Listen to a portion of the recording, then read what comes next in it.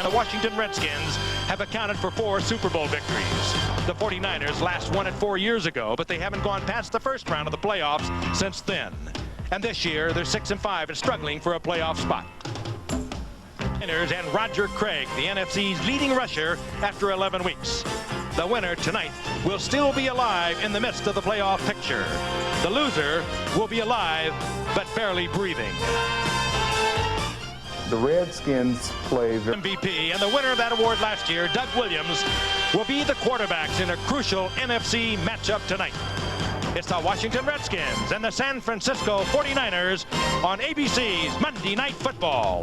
Candlestick Park in San Francisco tonight, a key matchup. In the season were to end tonight, it would look like this. Philadelphia would win the NFC East. Chicago would take the Central with 10-2, while New Orleans, with a 2-game lead over the Rams, would win the West at 9-3.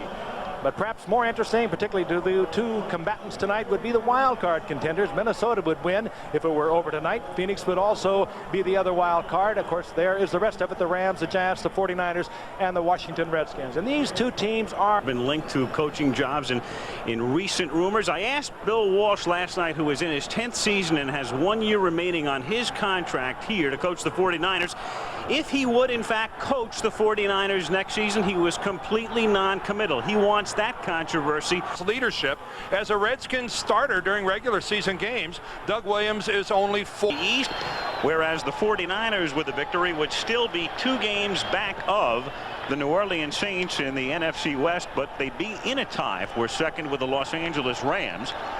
And they have already beaten the Rams this season in Anaheim, with 1 game remaining here against Los Angeles the last weekend of the year. Mike Kofer, who took over for Ray Wersching, he won the job in training camp. He'll kick off. Ricky Sanders drops back deep for Washington. He's at the goal line. So here we go before a sellout crowd at Candlestick Park in San Francisco. It's the up back taking it at the 11. That's Jamie Morris. And the rookie out of Michigan takes it back to the 24-yard line. And so now Doug Williams, who began the season and started the first 3 games, underwent an appendectomy, and Mark Rippon took over. Then he came back off IR. Kelvin Bryant is on the inactive list tonight. Timmy Smith starts at running back. Craig McEwen is the H-back. Monk and Clark are the wide receivers, and Donnie Warren is the tight end. And now Joe Caravello has moved in to start at H-back. And there is the offensive line. They're all veterans, but they've been banged up and they have been moving around. From the 24-yard line, last year's Super Bowl hero, Timmy Smith, is stopped for no gain. Michael Walter comes up to make the tackle as we take a look at the San Francisco defense. Roberts was shaken up last week, but back in the lineup tonight. Carter having a fine year at nose tackle. As far as the linebackers are concerned, Keena Turner has been placed on injured reserve, and thus the rookie Romanowski starts at right outside backer. Don Griffin is also on the inactive list. McKyer and Wright at the corners. Fuller and Lott are the safeties. 2nd and 10 from the 24-yard line. And again, it's Timmy Smith. And the crowd is fired up as the Niner defense has stopped him for no gain 2 plays in a row. And that's Ricky Ellison in his 6th year out of USC making the stop. Al, you touched on something that will impact heavily on the Washington Redskins offense, that Kelvin Bryant is not here. Bad knee, can't go, having a great year. But it changes the entire offensive thinking of the Redskins. He is such a good receiver out of that backfield. And you can fake the run, you can fake the pass with him in there. And when you don't have him in there, well, you get a pretty good eye defensively of what they are going to do. They'll miss him tonight. 3rd and 9. Mike Oliphant has come off injured reserve. He's in the backfield, number 25. And they send him out into the pattern along with everybody else. And the pass is caught by Oliphant, who makes a nice move on Cox and takes it to the 41-yard line. So the rookie, who was sensational in preseason play, especially in a game against Miami, and has just come back off injured reserve, gets a Washington first down. Mike Oliphant had to go on injured reserve because of a hamstring problem, and Al is right. He really caught our eye in a game we did down at Joe Robbie Stadium, and it's because of his ability to come out of the backfield and be a factor in the passing game. This is only the 2nd reception of his entire NFL career. He had 1 for 7 yards going into tonight's game. and he could be the factor they've been missing since Kelvin Bryant has been out of the lineup. Look for Oliphant to play a lot tonight. So they convert a 3rd and 9, and now on first down, Timmy Smith is stopped by Charles Haley. And we have Haley isolated, and what a night he had the last time we saw the 49ers on a Monday in Chicago. Charles Haley, the sack leader on the field tonight with 10.5 sacks, but I think he illustrates right there that he's more than just a pass rushing specialist. He's come a long way from tiny James Madison. This guy can't get after the quarterback. He can disrupt the game. 2nd and 10 from the 41-yard line. And they keep it on the ground.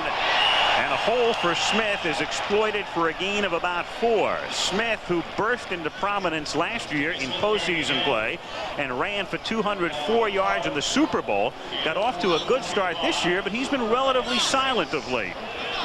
And his average there, 3.2, is very low for a premier running back. The league average is exactly 4. So many changes on that offensive line. It's affected everything the Redskins have done, particularly their running game. So many injuries. 3rd and 6. That's Monk in motion. And Williams, protected well, throws, and a flag goes down as the catch is made by Monk at the 50. He is short of the first down, but we have a flag as well. And Jerry Seaman heads this crew, and he'll tell us about it. I bet it's Monk pushing off. I think Art Monk pushed off on the play. He was in motion, and when he turned upfield, he visibly pushed off. There's Art Monk, number 81. Watch him as he turns upfield, working against Torrey Nixon, and a good shot of him actually pushing Nixon backwards. And that flag came flying from the back judge, clear downfield, and that's his responsibility to look at that. Ronnie Lott discussing his options.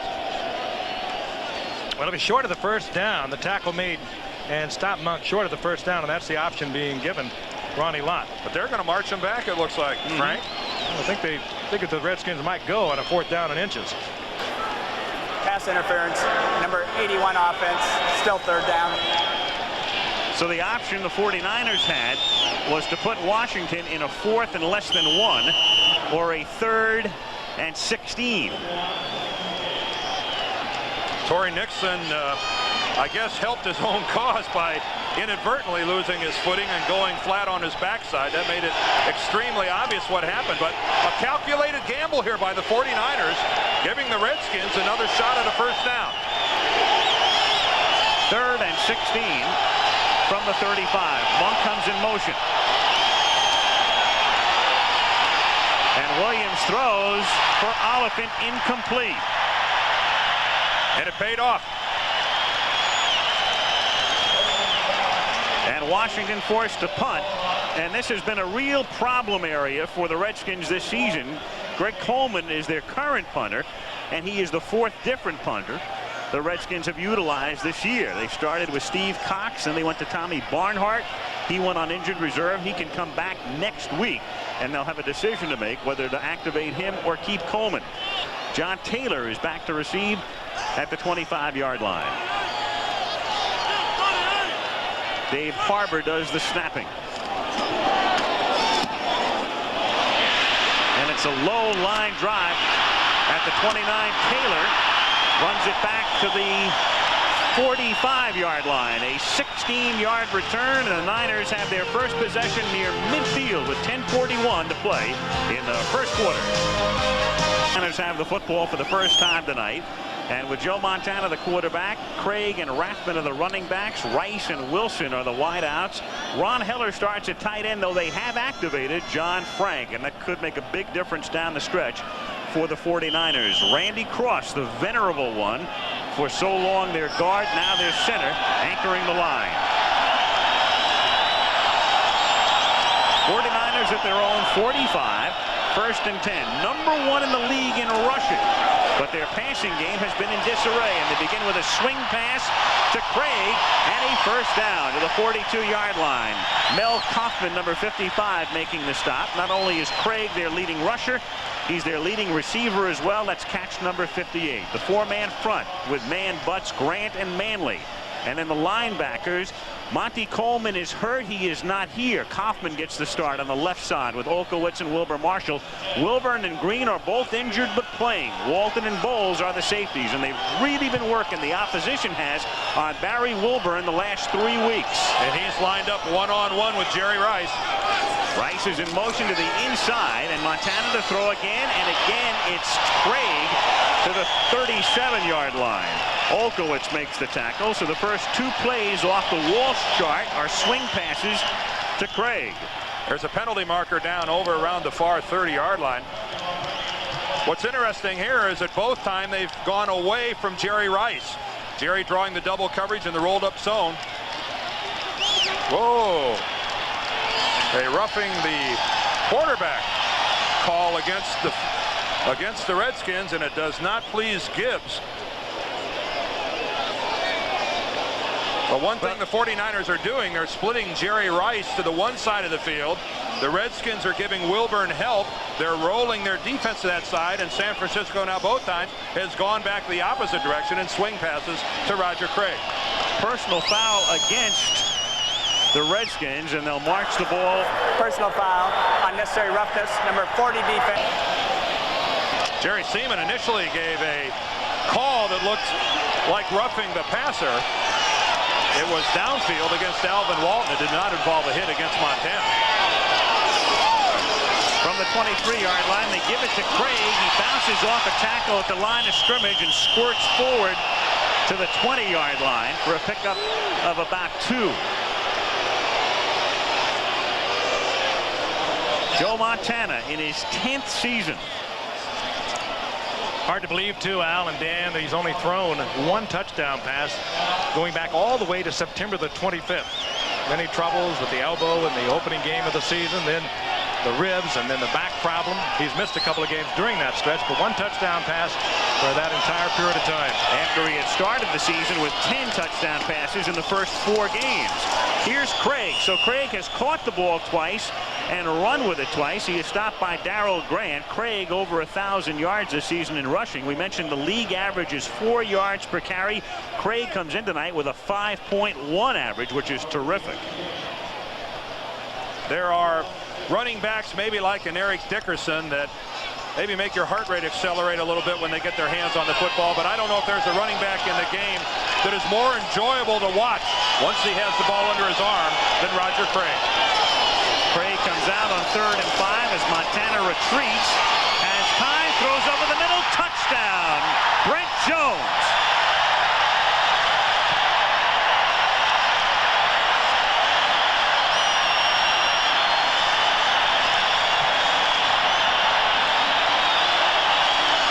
The irony is one of the problems in the 49er passing game has been the lack of a pass-catching tight end because of the injury to John Frank, who's back tonight, but it's the other tight end, Brent Jones, making the catch. Boy, when you're getting double coverage on the outside and you can hook your tight end up with Alvin Walton, you got a good chance of getting him wide open, and that was the case. They were covering outside, 2 on Wilson and 2 on Jerry Rice, and they locked up the tight end, Jones, against Walton. Kofer's extra point is good, and as was the case the last time we had the 49ers on a Monday, they take the opening drive in for a touchdown. They did it against Chicago. They do it here against Washington. Montana got the protection up front. It takes a while to run this crossing pattern. Alvin Walton 1 step late. Championship game in January of '82, and the 49ers trailing Dallas by 6. Joe Montana made what is known in the Bay Area as the throw. Dwight Clark made what is simply known as the catch. Niners beat Dallas, go on to beat Cincinnati in the Super Bowl. And back live at Candlestick Park, it's 7-0 San Francisco. Kofer's kick taken by Ricky Sanders. And from the goal line, he brings it back out to the 16-yard line. And their second possession starts from the 16 for the Redskins. Again, the crossing pattern over the middle, and Jones, you can see how far behind Alvin Walton is. Alvin Walton, number 40, one of the best supporting strong safeties in the game, one of the hardest hitters, but his specialty is not being isolated one-on-one in coverage, and the 49ers waste no time getting after it. Took him 5 plays plus the personal foul penalty against Walton from the 17. 1st and 10, Washington. Williams hitting Clark, and he spun down, but he has a 1st down, getting to the 29-yard line. Tackle is made by Tim McKyer, the cornerback in his 3rd year out of Texas Arlington. Gary Clark also out of James Madison. You won't find too many opposing players and professional teams from James Madison College. Let's take a look at one of the best in the business. You got to respect that speed, and he gets that respect from McKyer, turns it inside. This time Williams hits him right in the numbers. That's his 40th catch of the season. All 3 of their wide receivers have caught at least 40 passes this year. And stopped for no gain is Timmy Smith. Michael Carter, number 95, having a great year in the middle. In his 5th year out of SMU, he has really blossomed. Well, he's been good since he first came into the league, but he's really beginning to get the notoriety he deserves now. And it's an interesting match in the middle, Al, when you match this guy, Michael Carter, 285, in reality probably closer to 300 pounds, against Jeff Bostic, who they list in the program at 260 pounds, who's probably closer to 250. There's a good look at Bostic. Jeff giving away almost 50 pounds in the middle. Tough for him to move Carter around. Loss of a couple, 2nd and 12. Oliphant makes his 2nd catch and is tackled at the 30-yard line by McKyer, with Walter also helping out on the play, and a flag down at the 26-yard line. Another penalty. Jerry Seaman asking for the clock to be stopped. 6:28 to play in the 1st quarter, and they may add a few more seconds onto it as he points to the clock. Getting ready to tell us about the penalty. And again, it's against Washington for illegal procedure. This could be a formation. Joe Gibbs will turn 48 next week. Illegal formation. The left side of the line of scrimmage did not have an eligible receiver. Penalty decline. 3rd down. Please set the stadium clock to 6:38. Talk about the Please reset the stadium clock. Well, you can see there is no wide receiver on the left side, and this is what happens when you play a lot of different people. Both the wide receiver top of your screen off the line of scrimmage, and that wing back off the line of scrimmage. Well, the wide receiver, bring him up. The wide receiver there at the top of the picture had to be up on the line of scrimmage. This happens when you keep changing people around. The Redskins have been doing it all season long. 3rd and 10 from the 30. Monk goes in motion. Williams to put it up again. Again, the protection is good, and this is Clark making the catch for a 1st down up at the 46-yard line. 3 premier wide receivers for Williams to choose from. And in reality, Doug Williams, if he has his druthers, will always go to one of those 3 wide receivers. Much more comfortable working the ball vertically downfield on patterns like this to Gary Clark. And if you're a guy in a red jersey, how do you defense that? Clark on the ground when he makes the reception, the throw perfectly on target, impossible to defend. 1st and 10 from the 46. San Francisco ahead 7-0. Smith fumbles and recovers it himself back at the 35-yard line. Bill Romanowski dislodged the football. Number 53, the rookie starting in place of the injured Keena Turner. He's a rookie out of Boston College. That play designed to go inside, nothing doing there. Timmy just took it outside on his own, and Romanowski, that rookie from Boston College, knocked the ball from his hands. He's in there because of the injury last week to Keena Turner. Here, Smith reads it to the outside, gets the hand in there, does Romanowski. And Timmy Smith very wisely does not try to pick it up and run with it. He covers it. He loses 10 on the play. Back to the 36. It is 2nd and 20. Pressure on. Screen is set up. It's caught by Don Warren, the tight end, and he moves forward to the 40-yard line. It'll be 3rd down at about 16. And Jeff Bostic is shaken up on the play, and they've had a lot of problems keeping that offensive line together. But he appears to be all right for the moment. They have shifted more people around on that offensive line. I mean, maybe the most famous offensive line of the 80s, the Hogs, but a lot of the same people are there, but they're all in different positions. And if you know anything about the game of football, you know the continuity is maybe more important in the offensive line than anywhere else. On 3rd and 16, Williams under a big rush underthrows Sanders, who almost came back to make the catch. Jeff Fuller that time forced the issue on a safety blitz.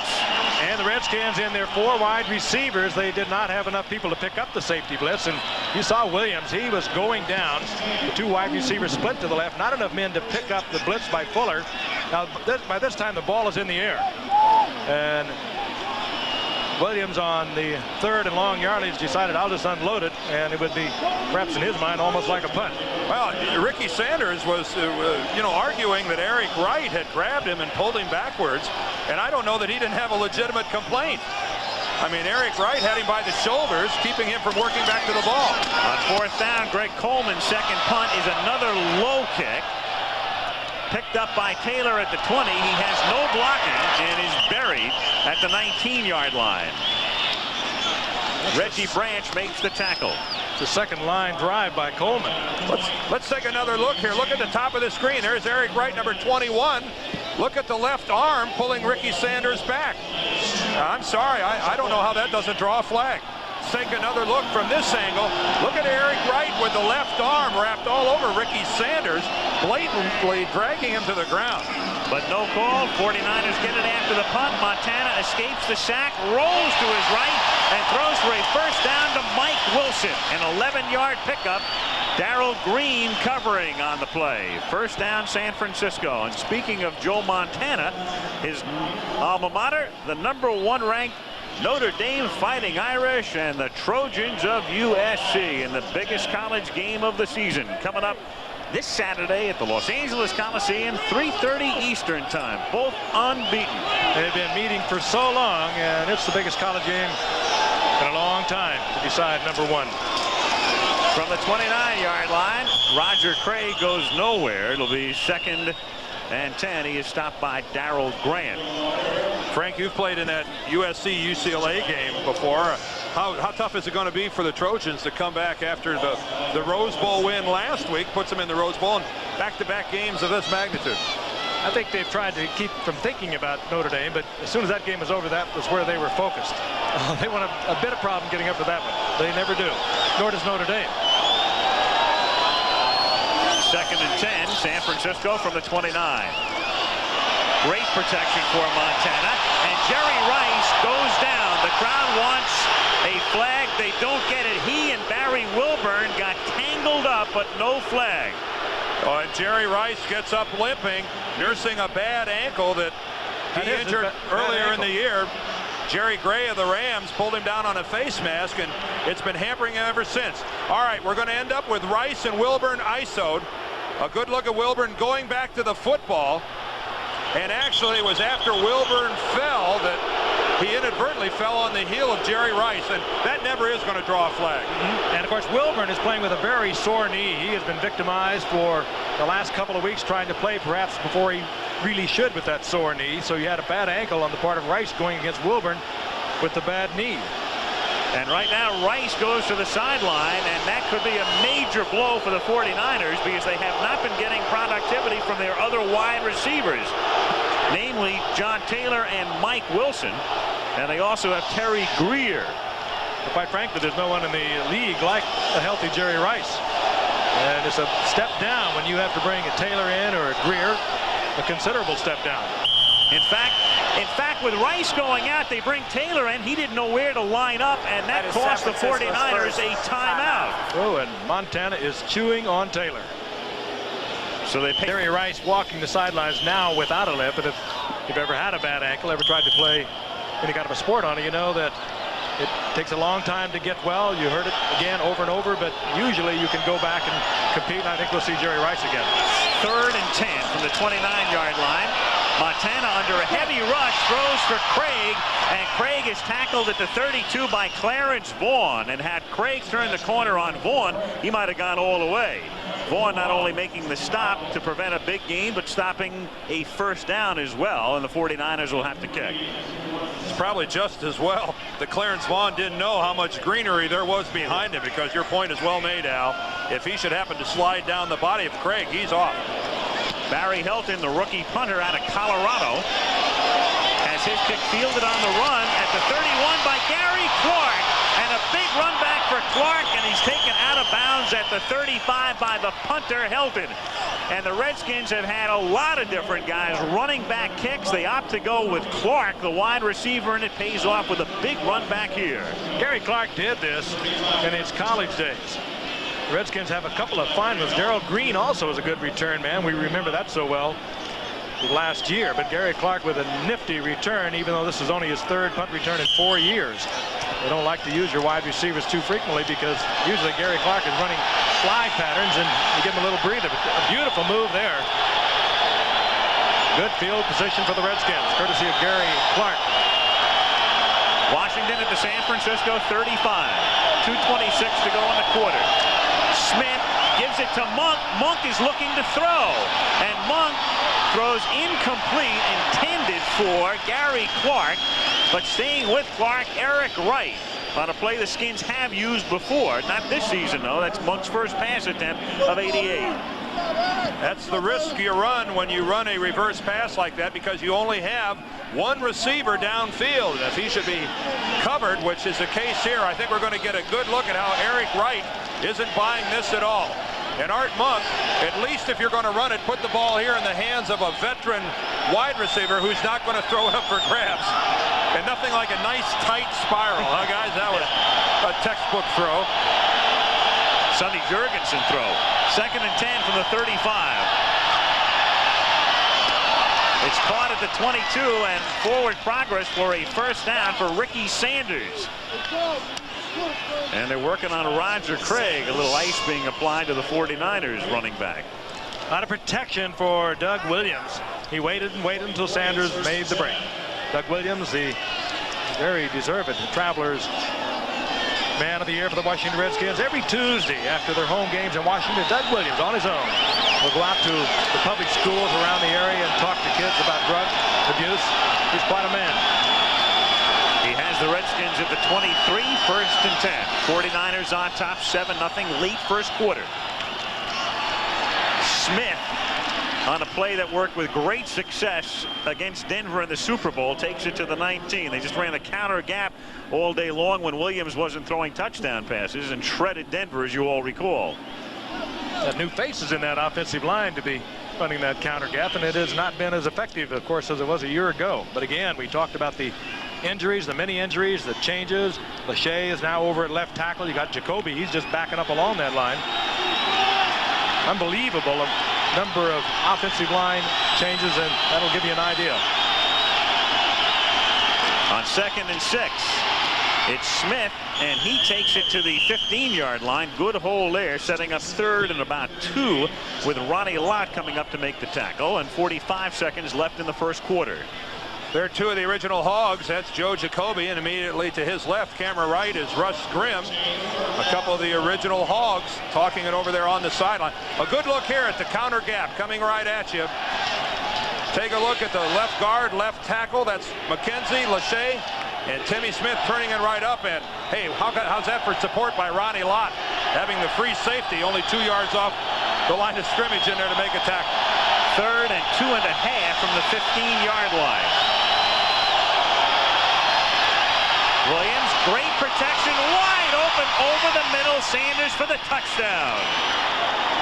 Williams sitting back in the pocket, had all day. Sanders breaks free, and with 7 seconds to play in the period, they are an extra point away from tying it.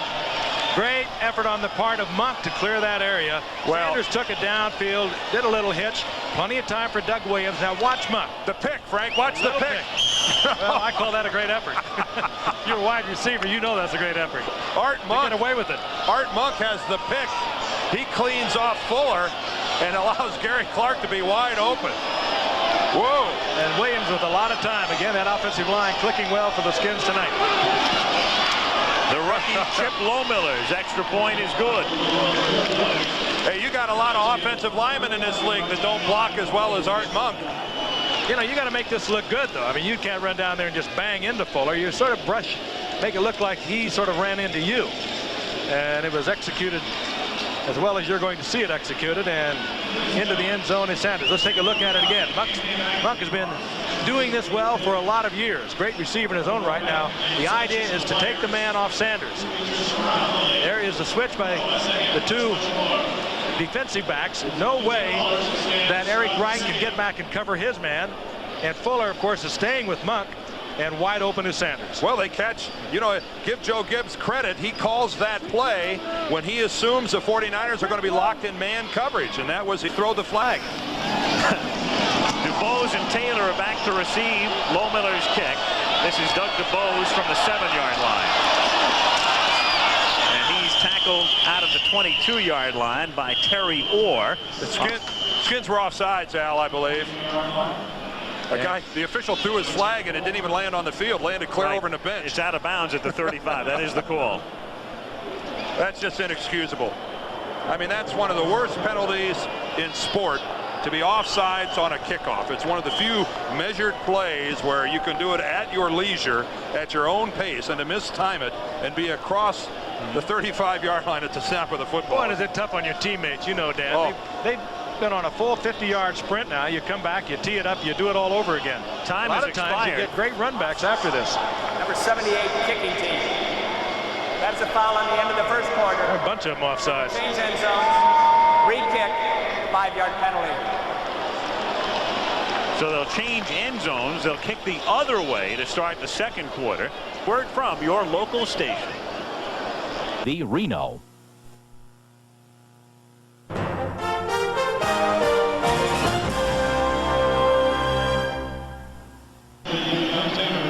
Look down from the Goodyear Blimp, which has had a busy week, above the Rose Bowl on Saturday, and there it is hovering above Candlestick Park tonight, and back down south for the USC Notre Dame game at the Coliseum this coming Saturday. As we start the second quarter, Lohmiller kicking off to San Francisco. The game tied 7-7. John Taylor brings it back to the 31-yard line, and the 49ers will set up from there as we take a look at the numbers through the first 15 minutes. Numbers close except for the time of possession on the part of the Redskins. A couple of teams very proficient at running the football, 3 and 5 yards respectively for the Redskins and the 49ers. Hardly representative of their talents, I would think. 49ers in through 11 games, the leading rushing team in the NFL. Roger Craig sets up split to the left at the top of the screen as Montana looks that way, throws for Craig too far. He'd gotten behind Wilbur Marshall, so they lined Craig up as a wide receiver, and he beat Marshall, but Montana's pass about a yard too far. Tell you the respect they have for Wilbur Marshall, the Redskins. They set him out against Craig, one of the fine receivers, either out of the backfield or as a wide receiver, but Craig rolled by him and Montana just off the fingertips. And that's a throw that you don't normally see Joe Montana overthrow. He's got some real touch at dropping that football over the top of a defender. You had a look there at Todd Bowles, number 23, the free safety coming over. He was late on arriving. If that throw's a good one, it's an easy completion. 2nd and 10. Jerry Rice is back in the game. That's Rice in motion.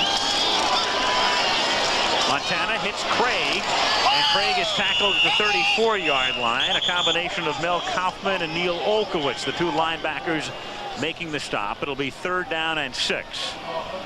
And again, Kaufman getting the start because of the injury to Monty Coleman, who would normally be their starting outside linebacker, but he's back in Washington and on the inactive list tonight, along with Kelvin Bryant. Kaufman perhaps a better linebacker against the run. Monty Coleman, an excellent linebacker in pass defense. He usually is the linebacker the Redskins leave in there. Of course, he's home watching tonight. 3 receivers set to the right on 3rd and 6. Montana looks that way, but Mann flushes him out of the pocket, and then the throw is caught at the 41 by Mike Wilson. Very close to a 1st down. They have to get to the 41 and a half, and we'll see where they spot it.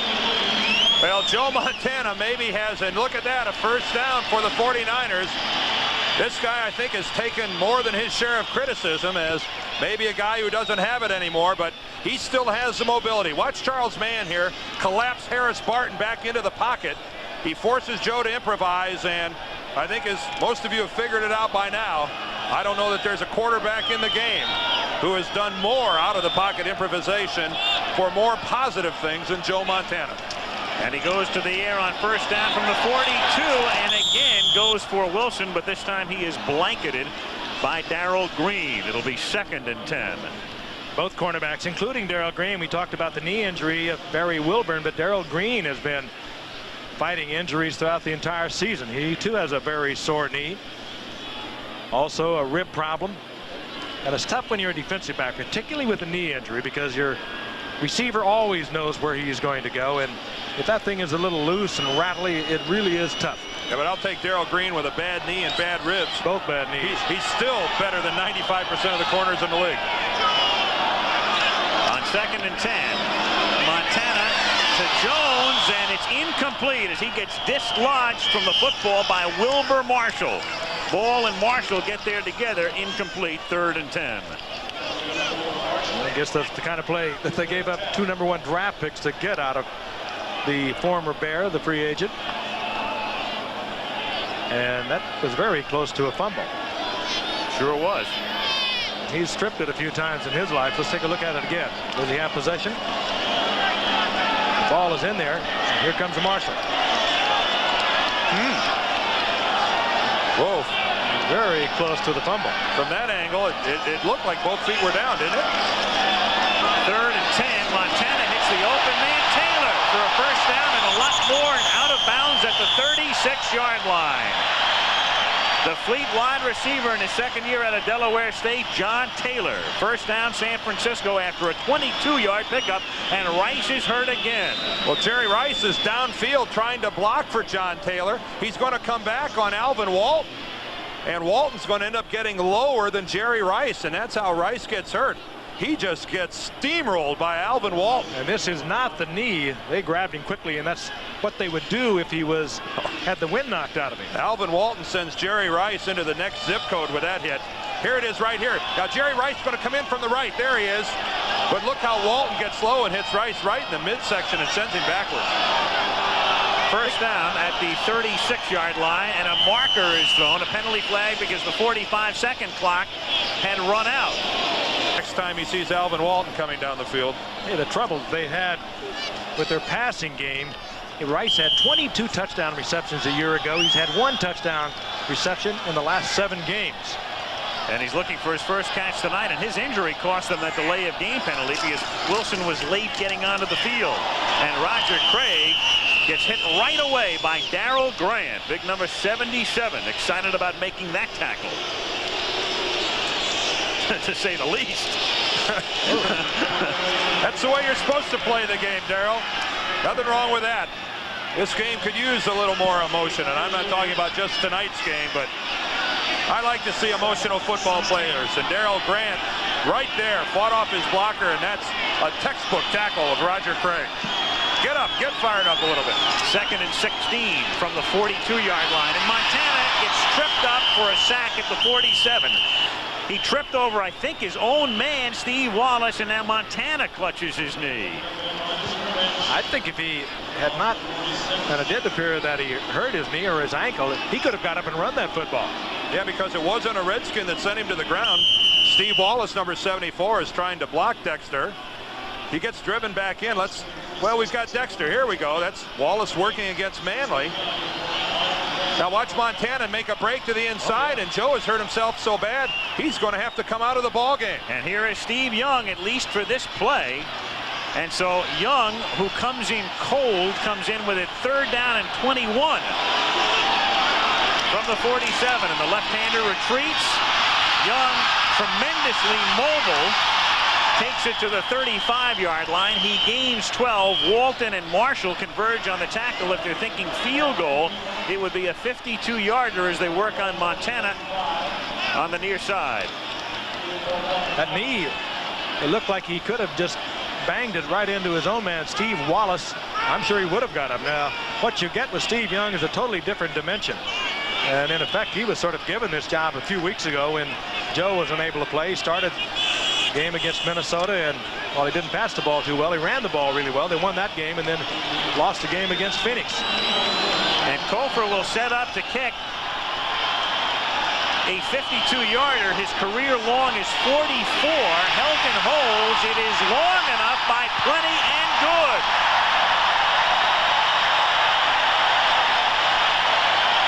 Give Steve Young an assist. His ability to scramble got that ball within Kofor's range. And you go back 15 years, a Bruce Gossett field goal, the last time they made one from this range. A good look at Kofor following through, and while this was 52 yards, by our viewpoint up here, that could have been good from 5 more. On Joe Montana on the 49er bench as San Francisco has taken the lead on a Mike Kofor 52-yard field goal. He started the season slowly. He'd been 0 for 4 from 50 plus, and he bangs that one through by, as Dan said, at least 5 yards. I mean, there was no question about the distance once it left his foot. Ricky Sanders back to receive Kofor's kick. 11:46 to play in the half. Booming kick, 3 yards in, downed by Sanders. And another look here, and you can tell by how far this clears the crossbar. You'll hear a lot of announcers overuse saying, oh, it might be good from 5 yards more, but I think it's applicable when you're talking about a 52-yard kick. Watch the distance. This clears the crossbar. I mean, that football is a good 10 or 15 feet above the crossbar. When it goes over on a 52-yard kick, significant what kind of a leg Kofor has. You hit that in Denver, it's good from 63. You might have injured the horse. You made that in Boulder. First down, Washington from the 20-yard line. Williams protected well again, and he throws to Joe Carabello, number 88, the second-year tight end out of Tulane. He's stopped by Pete Kugler. It's a gain of about 8. 2nd and 2. How about if we zero in on Jim Lachey, the Ohio State All-American, now the left tackle for the Washington Redskins, working against Kevin Fagan, and not the best of technique, back on his heels, and I'd say that time give the credit to Kevin Fagan, who gets back and really disrupts the throwing motion of Doug Williams. Lachey that time, poor technique. 2nd and 2 from the 28-yard line. Smith fights his way across the 30 for a first down. Kevin Fagan, number 75, making the tackle. Again, coming into the game, the Redskins, even with a 6-5 mark, still just a half game from the lead in the NFC East. There'd be a 4-way tie for the top spot in the NFC East. 49ers, meanwhile, with a victory, would be 2 games back of New Orleans in the NFC West, but tied with the Rams for second. 1st and 10 from the 32. Smith again. Fumble. Fuller has it. San Francisco ball.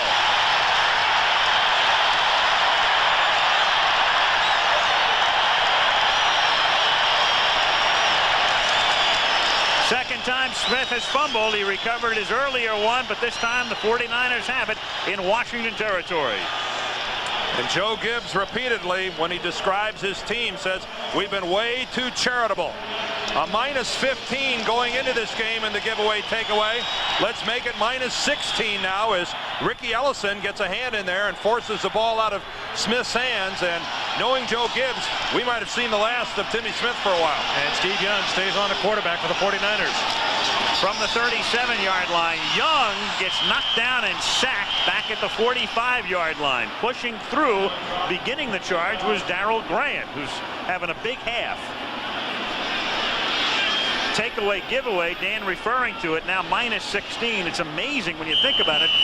For 18 seasons, 70 through 87, there they were, tops in the league at a plus 123, and this year, unbelievably, minus 16. When you're minus 16, normally your team at this point in the year is 3-8. Usually when Gibbs talks about a running back, one of his compliments always when he winds up a synopsis of a running back skills, he'll say, and he doesn't turn it over.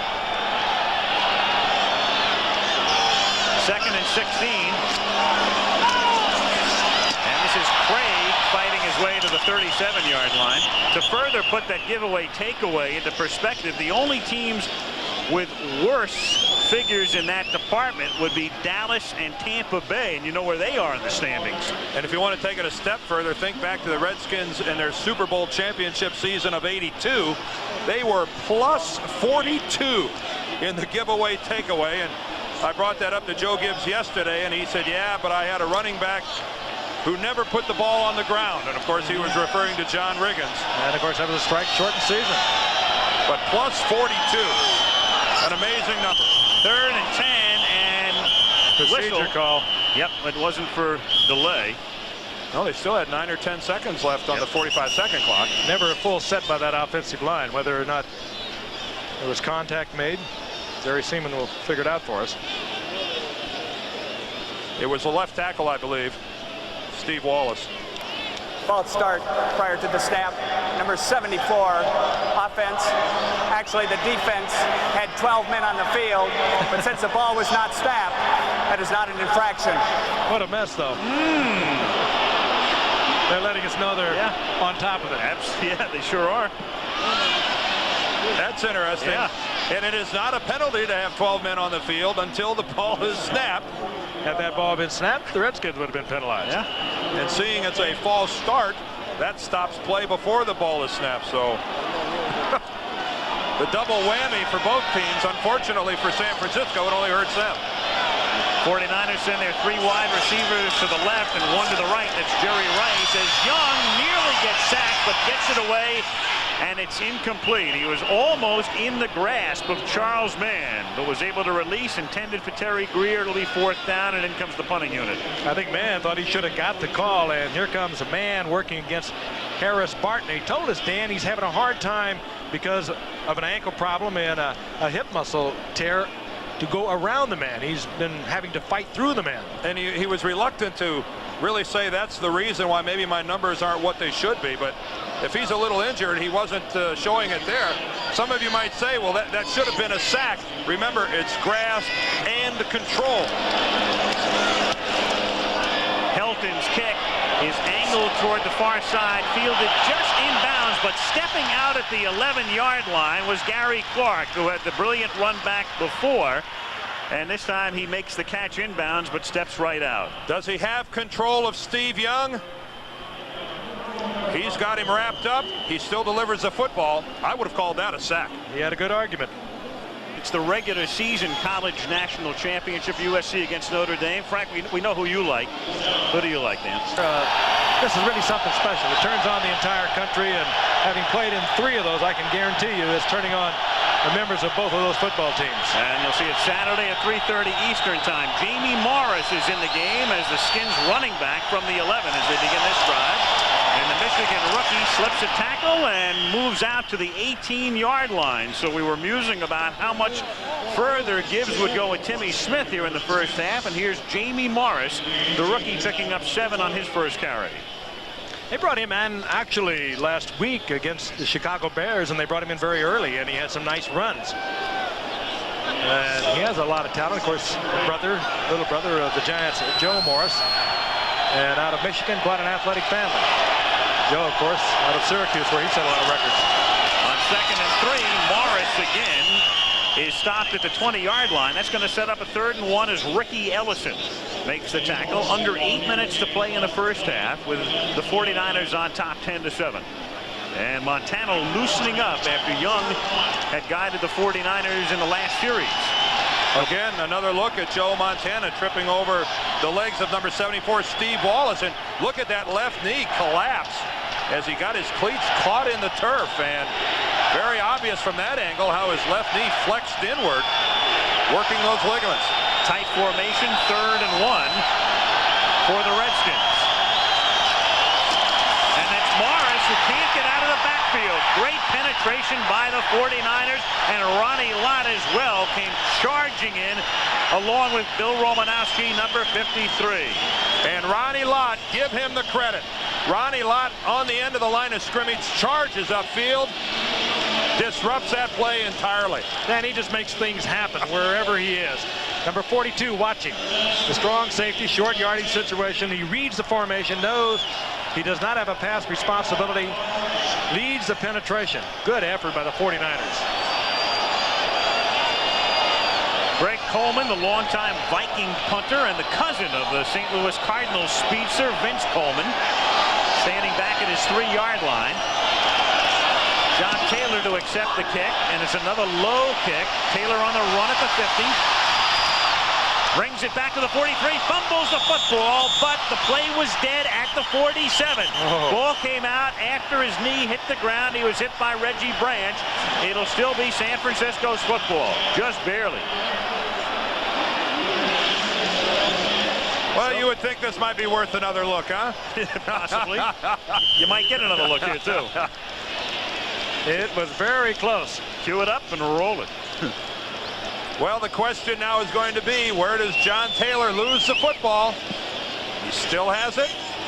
He still has it. There's Reggie Branch. And there it goes, but it looked like the knee was on the ground when it went out. Intercepted by Ronnie Lott of the 49ers, who, while in the grasp of a Dolphin opponent, throws a lateral pass to teammate Tom Holmoe, who then advances for an apparent touchdown. Now you make the call. Is this a touchdown? I got it. Now people who work at home can get a great deal on an IBM. Since Lott was moving forward as he threw the lateral, this is a legal play, and the receiver is allowed to advance, in this case for a touchdown. This very closely. I was wrong. His knee is not quite on the ground when you can see the ball coming out. So technically, as we're back with Roger Craig. And Craig with a first down to the 32-yard line and a penalty marker at the 38-yard line. Let me get back to that. Technically, when you watch it in slow motion like that, you can say that's a fumble. The problem is that's not even subject to review because the whistle blew. The whistle blew by the official that called it down, thus ending the play. So it's not even subject to review because where do you go from there? The whistle blew and it stopped the play. Meanwhile, the 49ers assessed for a holding call on Bruce Collie, and that's really been a bugaboo for the 49ers in the past month or so. Holding calls from the interior linemen. And the most penalized team, fourth most penalized team in the league, and this totally uncharacteristic of the 49ers. That, I think, is their 21st holding call. Last time we saw these two teams on a Monday night, as Montana's reduced to sending in the signals here, the 49ers picked up 14 penalties in a game in Washington. Young firing too high for Rice, intercepted by Walton. Penalty marker is down back upfield, and Walton goes down at the 42-yard line. So an interception and I think a holding call coming up against Harris Barton of San Francisco, which would mean the interception would stand. Dexter Manley getting a little pressure on Young there also. Holding, number 77 offense. Penalty decline. First down. It's going to be on Paris. It's Bubba Paris, I think, tackles Dexter Manley. Manley's going to use a straight upfield rush, but he gets the corner on Bubba, and watch him just drag him to the ground here. Well, actually, he tries to get his arm out of the way, but once you're in that position, I'm afraid that it's a little too awkward. It's going to bring the flag from the sideline. And this ball, Frank, just floats on Steve Young. Steve Young really has had a problem with the passing game. His efforts for the 49ers, the positive ones, have been on the ground running it.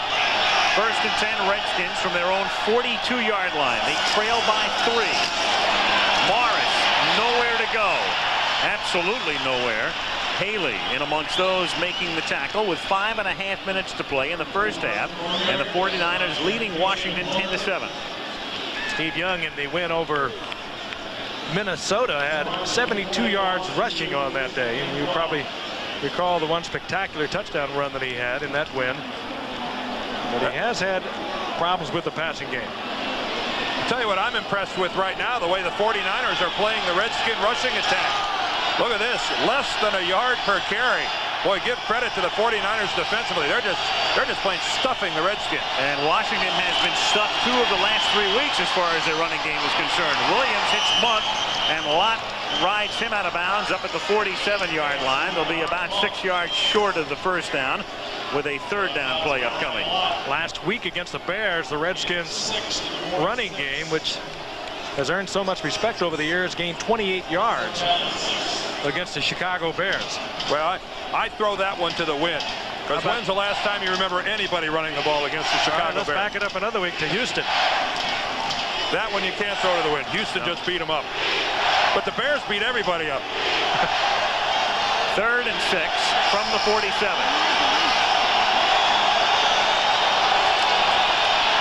Blitz.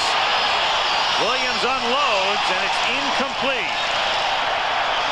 Safety blitz by Greg Cox, who was in the dime defense that time, and Williams forced to release early, incomplete, intended for Gary Clark. And good coverage by McKyer. He is right with Clark all the way. All in all, though, a good throw by Doug Williams under a lot of pressure.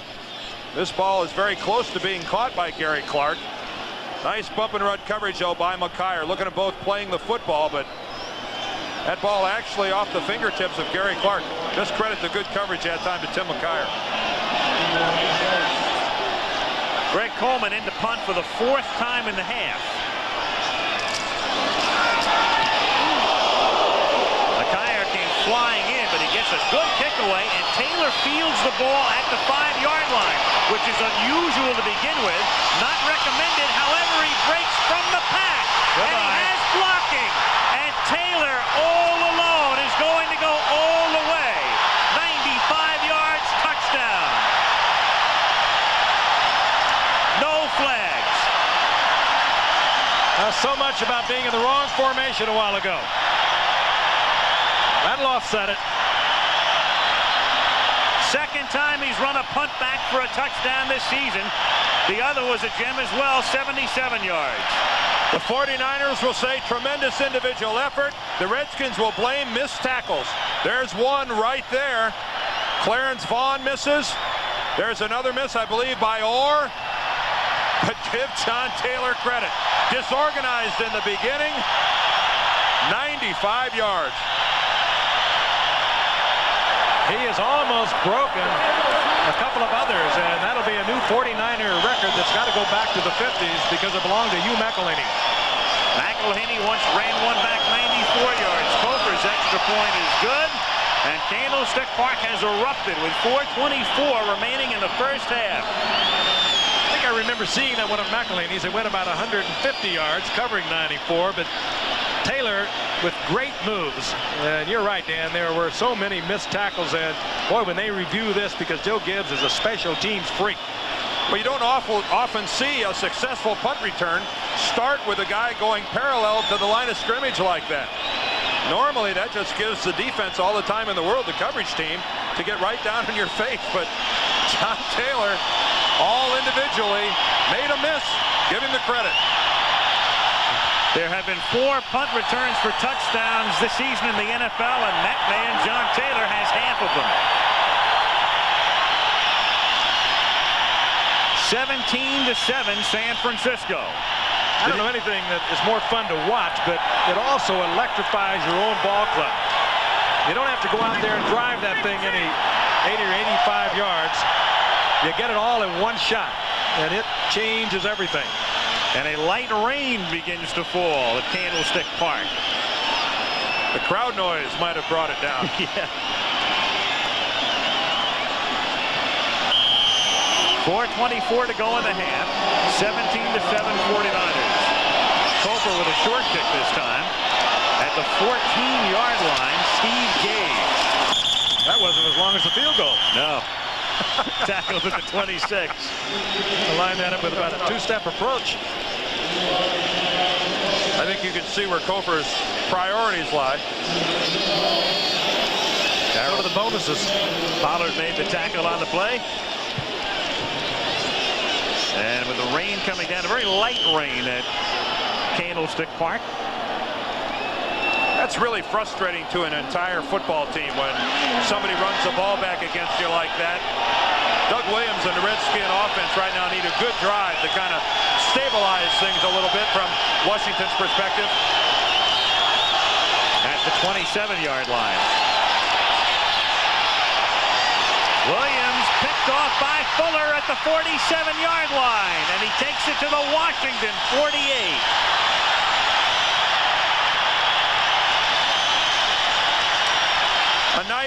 A nice catch that time by Fuller on the ground, but I really have to wonder what Doug Williams could have possibly been looking at to go ahead and release that football. I think we'll get a look at it from behind. There's no way that Doug should have thrown this football. Double coverage all the way on his intended receiver, trying to hit Craig McEwen, and I just don't see any way Doug Williams should have thrown that ball. He read linebacker coverage on Don Warren, and it was Michael Walter who was with him, but lying back waiting for it was Fuller, and Doug Williams just didn't see it. After further review by instant replay, the play stands.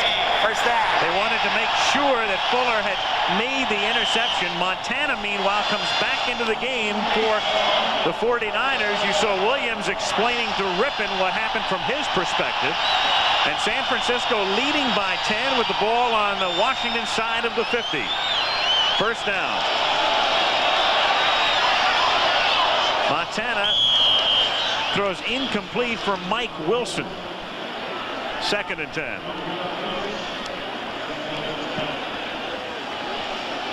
So the 49ers in control right now with 4:02 to play in the first half. Well, you have to know, too, that you know Bill Walsh, you know Joe Montana's mentality. They like to, when they get you down, they like to go for the juggler, and wouldn't be surprised if they don't try to go up on top to Rice. Here's Craig going to the outside, turns the corner, and Roger Craig close to a first down. He's short of it by about 1.5 yards. He followed Jeff Briegel, number 65, second-year guard out of Southern California. He led the charge. Craig takes it to the 40. It'll be 3rd down and about 1.5 yards, with Young now signaling in the plays to Montana. I guess it's tough for me to let it go as an old offensive lineman, but I love to watch a back that knows how to set up his blockers. So important to give them the opportunity, and Briegel that time out in front of the play, but really was given that opportunity to make a good block by Craig's hesitation before he ducked it up. A short 2, and Craig picks up 3 and a first down. With the clock ticking down, 3:47, and the 49ers have 2 timeouts remaining as we come down toward the end of the first half. Next Monday night, we stay in the Pacific time zone, head north, and it's the Los Angeles Raiders and the Seattle Seahawks. Jackson makes that phenomenal run up the far sideline. Through the tunnel and halfway to Tacoma. Flag goes down. 2 flags go down. Separate instances, one on the line and one in the backfield. Dexter Manley came charging across. That'll be 1 flag, and we'll see about the other one. I think the other one's going to be Harris Barton for tackling Charles Mann. Should be offsetting here. Or somebody Holding, number 79 offense, offside, number 72 defense, offsetting penalties, repeat first down. So many times Manley tries to guess with the count. He'll time it, and figure that he's got the rhythm down of the quarterback, because they develop a rhythm when they give you the snap number. And here's the other foul. Harris Barton gets beat to the inside by Charles Mann, and pretty good open field tackle. Beautiful. Bulldogging the left leg of Mann and dragging him to the ground. Some kind of athlete, Charles Mann. Give him 2 ears and a tail for that one.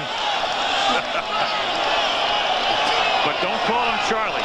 From the 36, Montana hits Rathman, and he takes it to the 29-yard line. That's a pickup of 7. It'll be 2nd down and 3. Mel Kaufman makes the stop. Under 3 minutes now left in the half. And this is that point in a football game, and at that point on a football field where someone from the Redskins has to make a big play defensively. The 49ers in control right now, up by 10 points. The Redskins offensively make a mistake, and it's up to these guys now to make something happen. If they don't, going to the locker room at halftime down by 17. Unattractive. On 2nd and 3, Montana goes to the outside where Rice makes his first catch and goes out of bounds after picking up a first down. Tackled by Wilburn at the 17. And that has just got to come down from up above, because Wilburn, with that sore knee, is laying so far off of Rice. Wilburn, at least 5, 6, 7 yards off Rice. Now, you really can't blame him, but he has got so much respect. But more than respect, the knee is still not all the way back. And a knee injury to a defensive back, I mean, it is really tough. How about Alvin Walton? He comes after Jerry Rice on every play. It's a good thing Rice got to the ground in a hurry here. Alvin Walton was looking to take his head off. At the 16, Roger Craig takes it to the 15-yard line for a gain of 1. Bill Walsh will watch his team right now with the 2-minute warning approaching. Come up with a 2nd down and 9. They lead by 10, and the clock will run down to the 2-minute warning in San Francisco. 49ers on top, 17-7. Performance in Seattle. Next week he returns to the Kingdom as the Raiders meet the Seahawks on ABC's Monday Night Football. Al Michaels, Frank Gifford, and Dan Deerdorf. Late first half, 2 minutes to go. 49ers have the ball and a 10-point lead. It's 2nd and 9 at the Washington 15. Joe Montana, great protection, throws underneath. It's caught at the 8 and taken to the 4 by Jerry Rice for a 1st and goal. And the Niners can do a couple of things here. Seek to move into the end zone and also try to take as much time as they can off the clock. And I think a key for the 49ers here, as they run crossing patterns, keep in mind how long a crossing pattern takes to develop. And on the plays when they seem to have the crossing patterns called, the Redskins aren't getting any serious pressure on Montana. 1st and goal in a minute 25, and Craig is stopped short of the goal line. He's inside the 1. He is stopped by Darrell Green. It's 2nd down and goal now. And as I say, the 49ers here have 2 timeouts, but they're going to let the clock run down, try to get in the end zone and leave Washington with no time. And that's smart football. Smart football. Don't give the Redskins an opportunity to score. You still have some timeouts at your disposal. You don't need many downs to get it in from there, hopefully, if you're a 49er fan. Sole setback here is Rathman. And they give it to him, and Rathman is in for the touchdown.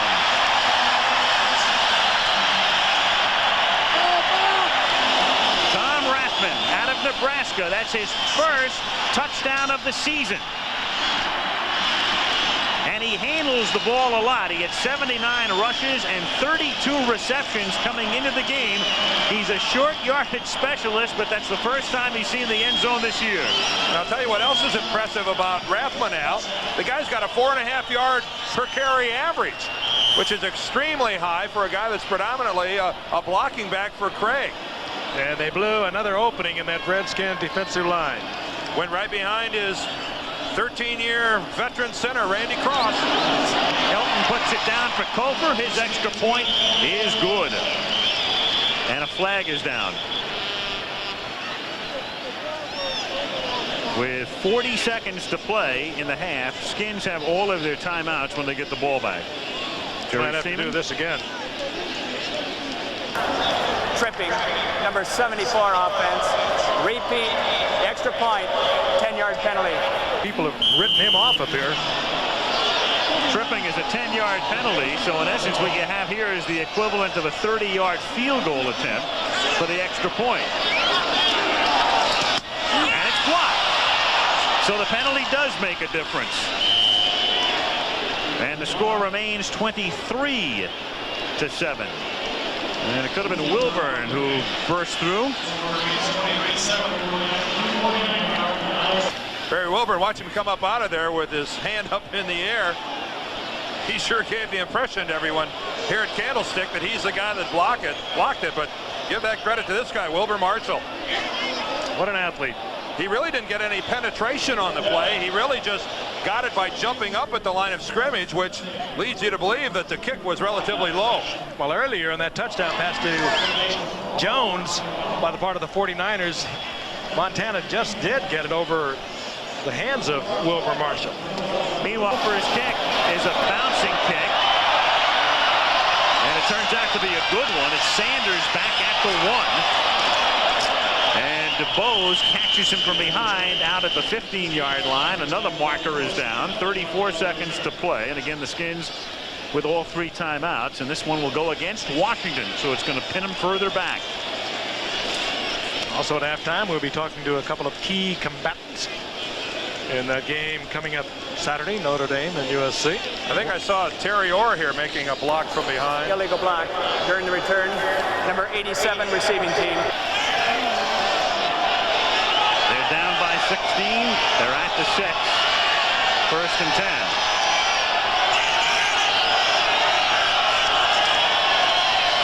And Oliphant and the Skins will be content just to go in down by 16, not chance another turnover, because the turnover has been the bugaboo.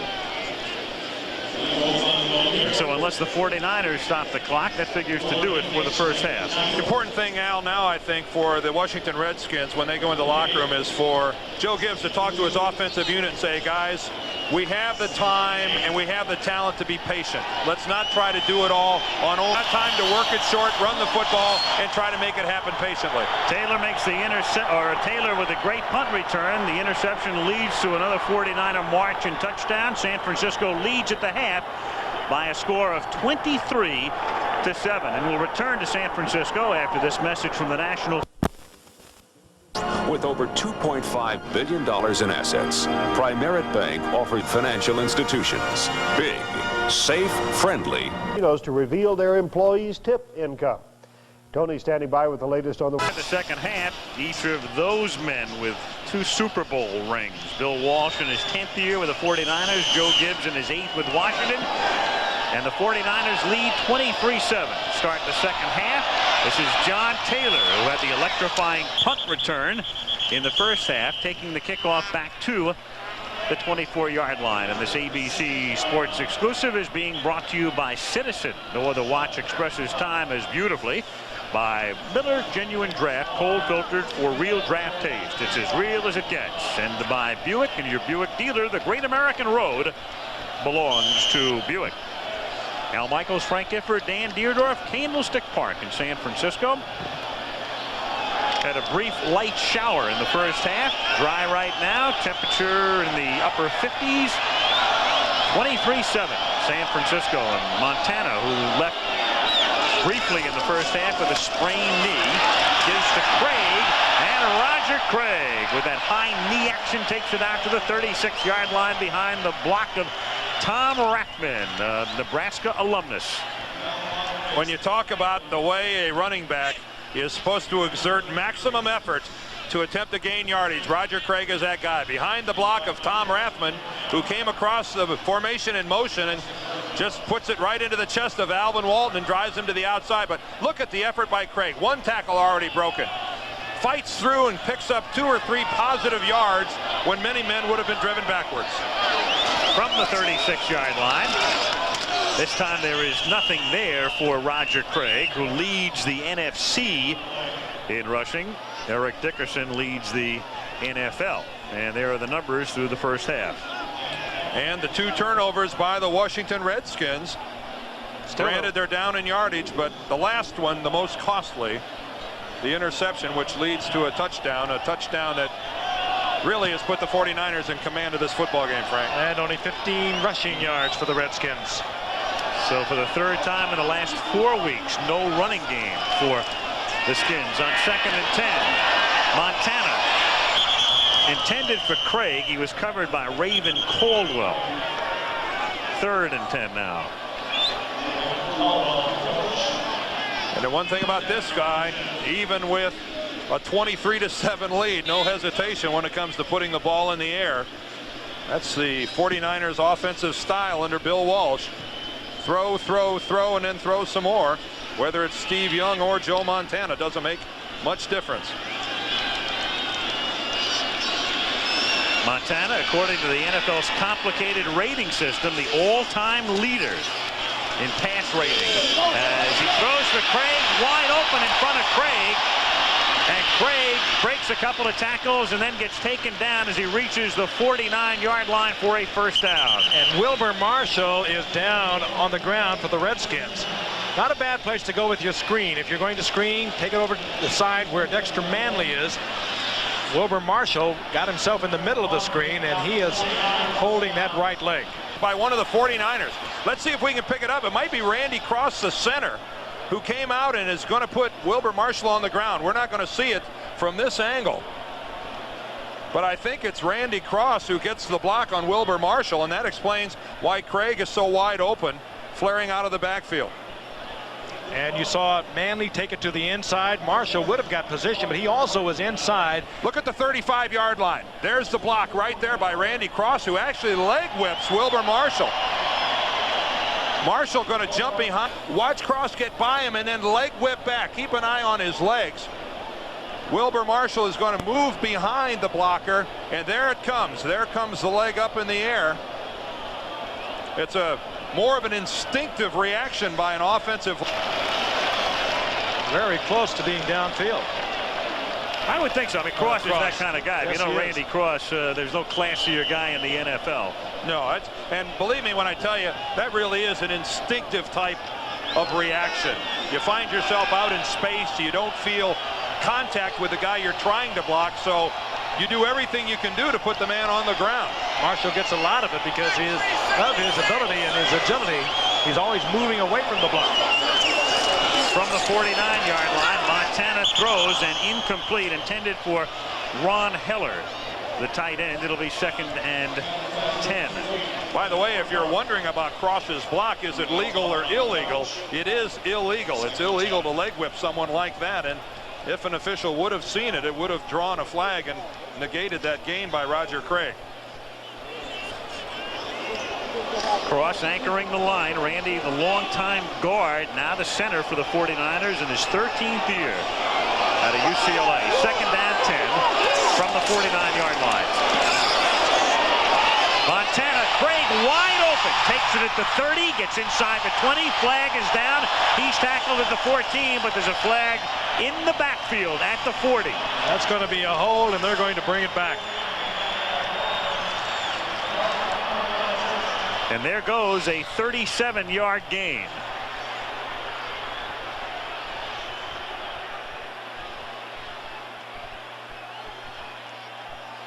Well, I'm not sure who they're going to call here. I guess Jerry Seaman will tell us. Illegal hands to the face. Number 61 offense. Still 2nd down. Jesse Sapolu. Well, Sapolu will be lined up across from Darrell Grant. And not a hold. That's an illegal hand to the face. If we can get the same situation, I know Bill Walsh will come back with that. That was just another pick play. And again, very effective. Bringing Craig underneath. Rice coming down and in. 47-yard swing, 37-yard gain into a 10-yard loss. 2nd and 20. And the pass is caught at the 45-yard line by Doug DeBose, a running back who was split out in this formation. Doug DeBose out of Nebraska, bobbling it and then holding on, making his 6th catch of the season. He stopped at first and then he caught it. Let's take a look at it again. Montana looking deep, spots DeBose. He's the open man. There it is, concentration, and he comes down with it. Darrell Green makes a hit and really jars the ball loose. Not much else Green could have done. Fabulous concentration, though, by DeBose. 3rd and 15, 2 receivers to the left and 2 to the right, and they send Rathman out into the pattern as well. And Montana hits Rathman at the 50, but he's well short of the 1st down. Kurt Gouveia was over the middle covering him. And so from midfield, the 49ers will have to kick the ball away with 11 minutes and 5 seconds to play in the 3rd quarter. And Joe Gibbs's Redskins will have the football for the first time in the 2nd half. San Francisco on top 23-7. Barry Hilton, the rookie out of Colorado, he was cut before the opener, but then Max Runniger had a bad day in New Orleans. They got rid of Runniger, brought Hilton back, and he's been improving, though tonight he's been kicking low line drives. This one end over end, fielded at the 15, a fair catch made by Gary Clark. He had a beautiful run back before, and he had room to move with this one. Well, he wasn't taking any chances. You're up there. Washington, after the Redskins had squandered a 21-0 lead, but with 40 seconds left, this three-pointer gave Washington a 24-21 victory and sent them to the Super Bowl. Well, the Redskins fumble, punt, and that second punt was run back by Taylor for a touchdown. Interception, end of half. 27 total yards, Al. And only 15 on the ground. And from the 15-yard line, Williams throws from Monk, and he makes the catch out at the 22-yard line. He's tackled by Tim McKyer after a gain of, let's call it 6. But I think that's what the Washington Redskins have to do. I talked about it a little bit before the end of the first half. I think this is really the time for them to be patient. San Francisco is going to be falling back into some deep zones. They're going to be waiting for Williams to try to force the ball deep to try to make something happen. And I think if the 49ers, if the Skins rather, are going to be successful moving the ball, they're going to have to do it a little bit at a time. Plenty of time with a Monk and a Sanders and a Clark. Second and a long 3 from the 22-yard line on the end around. This is Clark. He had a block from McEwen, but breaking up the play is Ronnie Lott. He was trying to follow McEwen out in front, and Lott came in from the backside to take him down at the 24-yard line, short of the first down by a yard and a half. I think you might have been thinking about this, Dan. You don't really need this yet. You've got to establish that you can move the ball. They haven't done that all night. You're not going to beat them with gimmicks. And they have plenty of time, even down 23-7, if they can get their game back together. 49ers in the type of defense they're going to be playing with this kind of lead. You're playing right into that. Third down, a yard and a half from the 24-yard line. And Williams to throw, and it's caught at the 34-yard line by Gary Clark for a first down. You know, of all the elements of their offense, the one that has held up throughout all the problems this year has been the wide receivers. Gary Clark and Monk having another good year.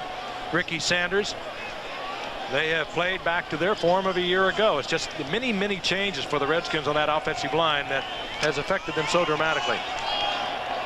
Never starting the same group. Timing off. 8:30 to play, third quarter. San Francisco ahead by 16.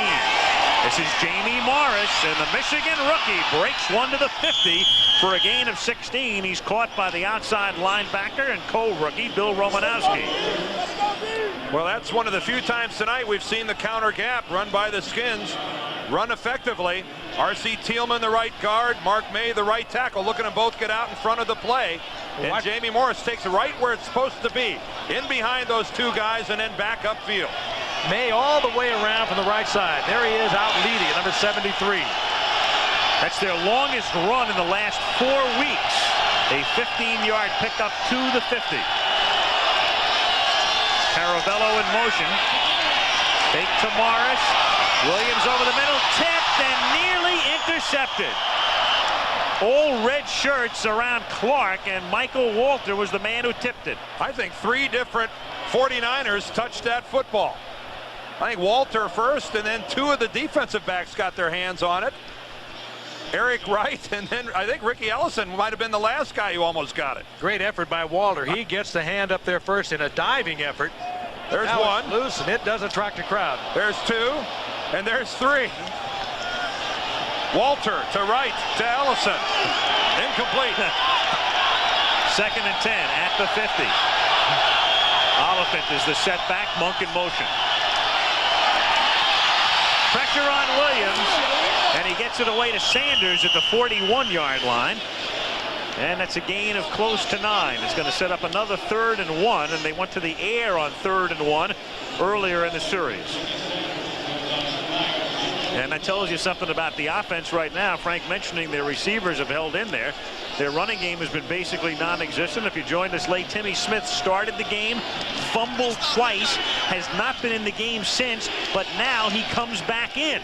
This is their short yardage run situation that they have in there, the people for the short yardage.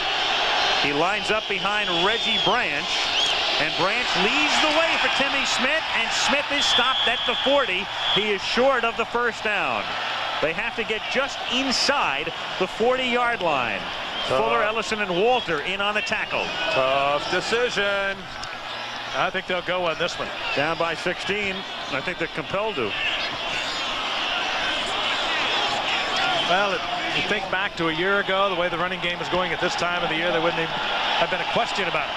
Now there has to be some doubt that kind of percolates through the entire ball club. You think about the Super Bowl, it's what comes to your mind first and foremost. This would have been a 6-point dash.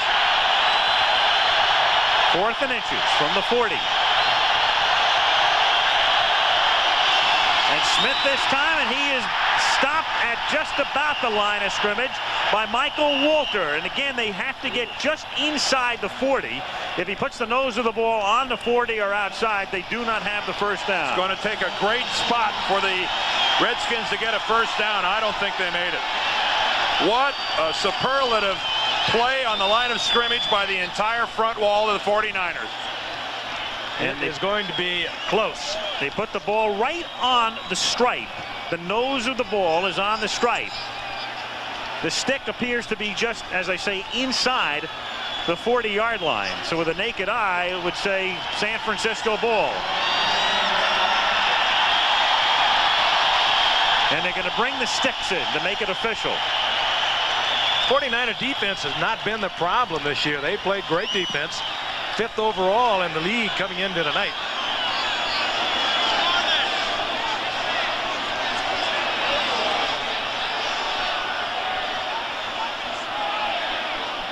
Two winningest coaches of the 80s. So here's the measurement. They are short of the first down. As we said, just inside the 40 is where they had to get. And they got right to the stripe. You know how that hurts. They prided themselves so much in their offensive line over the past few years. The surge here is by the 49ers, and a great defensive surge. Led by Walter. Not even close. That is amazing. You think about this team, the Redskins, and the counter gap in the Super Bowl and the way they began this season on the ground. There it is in their last 4 games, not even averaging 3 yards a carry. And tonight their long gain of 15 on the last series. 49ers have the ball. Montana throws. Intercepted at the 45-yard line by Barry Wilburn. And that's the play the Redskins need to turn the game around if they are to turn it around. He takes it to the San Francisco 41. So they come up short on 4th and inches, and then Montana coughs it up on the very next play. And this is what Barry Wilburn has not been able to do. Make a quick cut, make a quick move off that knee over the past few weeks. And we talked about a little earlier how tonight he appeared to be much quicker and much sharper, stepping right in front. He's back there laying off in the zone. Montana a little slow getting it there. The interception, and the Redskins dearly needed that at the moment. Some call, though. Roger Craig really just starting to get going on the ground, and on first down, Montana goes to the air. And this is Morris, who gets wrapped up behind the line of scrimmage by Charles Haley, a pass rush specialist, but stuffing the run as well that time. Tackles him behind the line, and does he ever come charging across the line of scrimmage? Well, he was a defensive end a year ago. They moved him to linebacker so they could move him around a lot. He just goes back to the natural form of the defensive end on the full sprint. He's playing back to that game against the Chicago Bears a few weeks ago where he was just everywhere. One of the ways to defend that counter gap is with that kind of backside pursuit. 2nd and 14 at the San Francisco 45. 5:16 to go, 3rd quarter. 23-7 49ers. Pressure on Williams. Throws high, caught at the 30-yard line. Nice catch by Ricky Sanders, tackled by McKyer. Close to a first down. We'll see where they spot it. They have to get to the 31 for a first down. I guess we've all been touching on it tonight, but clearly the strength of this Redskin football team lies in their wide receiver core with Monk, Clark, and here Ricky Sanders. What a difficult ball to handle. High and to the outside, and Ricky Sanders is only 5'11". Look at this. Boy, that's a nice catch. In this type of situation with the ball away from you, beautiful catch by Sanders. And a first down at the 30-yard line. Morris goes nowhere. This drive set up by that interception by Wilburn. That interception by Barry was his first of the season. He had 9 last year. Wilburn had 9 to lead the team last year, and the Redskins all season long have intercepted 9 in 1988. There he is playing hurt. Joe Gibbs said last night, he said, here's a guy, everybody's on him because he's getting beat, but he's playing hurt. He said, I have more respect than ever for this guy, what he's going through.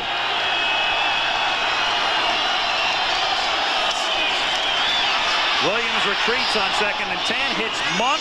He sidesteps Romanowski, moves to the outside and gains 9. Tackled by Eric Wright. Art Monk. Again, Williams under pressure as he was a few moments ago, and he had to fire the ball. And Monk, like Sanders, the play before, comes up with a fine catch. Monk, a former running back, once he gets it, he's dangerous to go all the way. But again, Williams under a lot of pressure, throws a little bit behind. Good move by Monk. Tries to get behind Sanders for the block and does come up very close to the first down. And 3rd and 1, they come up in a run formation in tight as they send Monk and Clark out of the game. They move Branch in as the fullback to lead the way for Jamie Morris, and they give it to Jamie Morris, and Morris runs into a stack in the middle, and he is short of the first down, and flags all over the joint.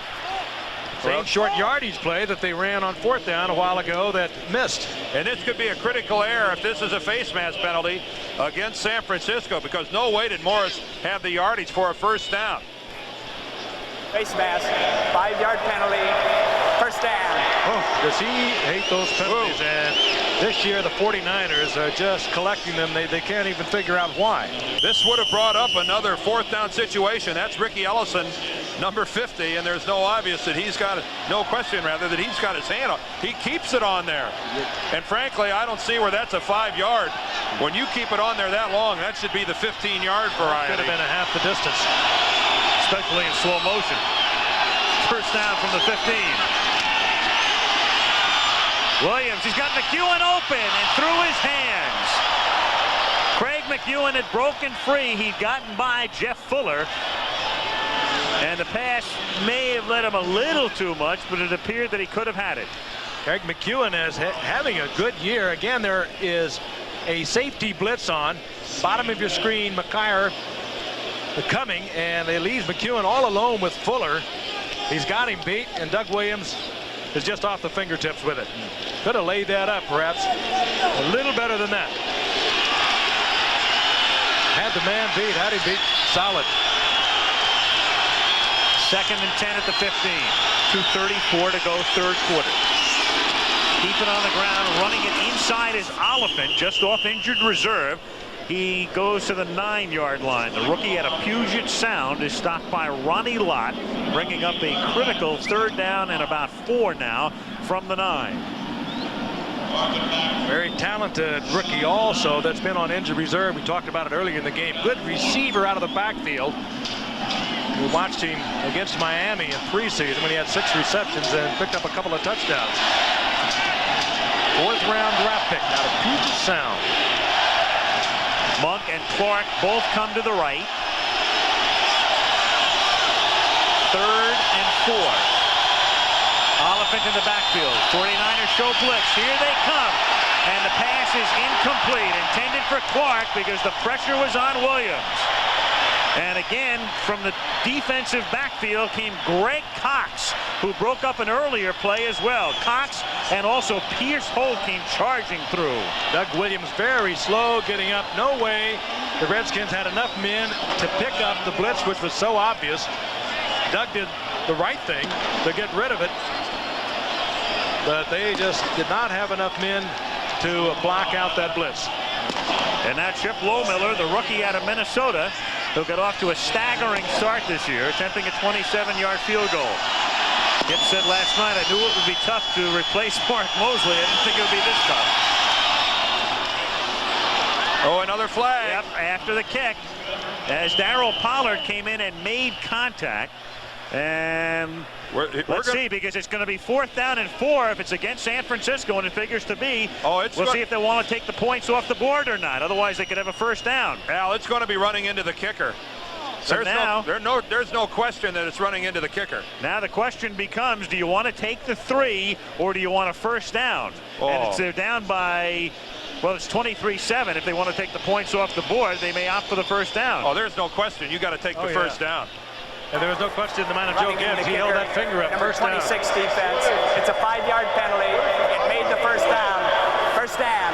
Gibbs didn't even hesitate. He held up that one finger. First down. Down by 16. You got to take the points off the board and go for 7. Watch the bottom of your screen. The block's going to come. I mean, they're running into the kicker from the bottom. Pollard right there just makes contact, and you just cannot run into the kicker. I mean, that's really inexcusable because he wasn't even in an awkward position off his feet or anything like that. If they'd taken the field goal, they still would have needed 2 touchdowns. This way, if they score a touchdown, they would need a touchdown and a field goal to take the lead. First things first, though, on 1st and goal. Williams throwing, and it's caught. After Sanders juggled it, he catches it for the touchdown. That was almost an incompletion. Sanders, juggling the football, was able to get it into his grasp before he stepped out of bounds. A good read by Doug Williams and a fine pass. Ricky Sanders that time coming in motion all the way across the backfield.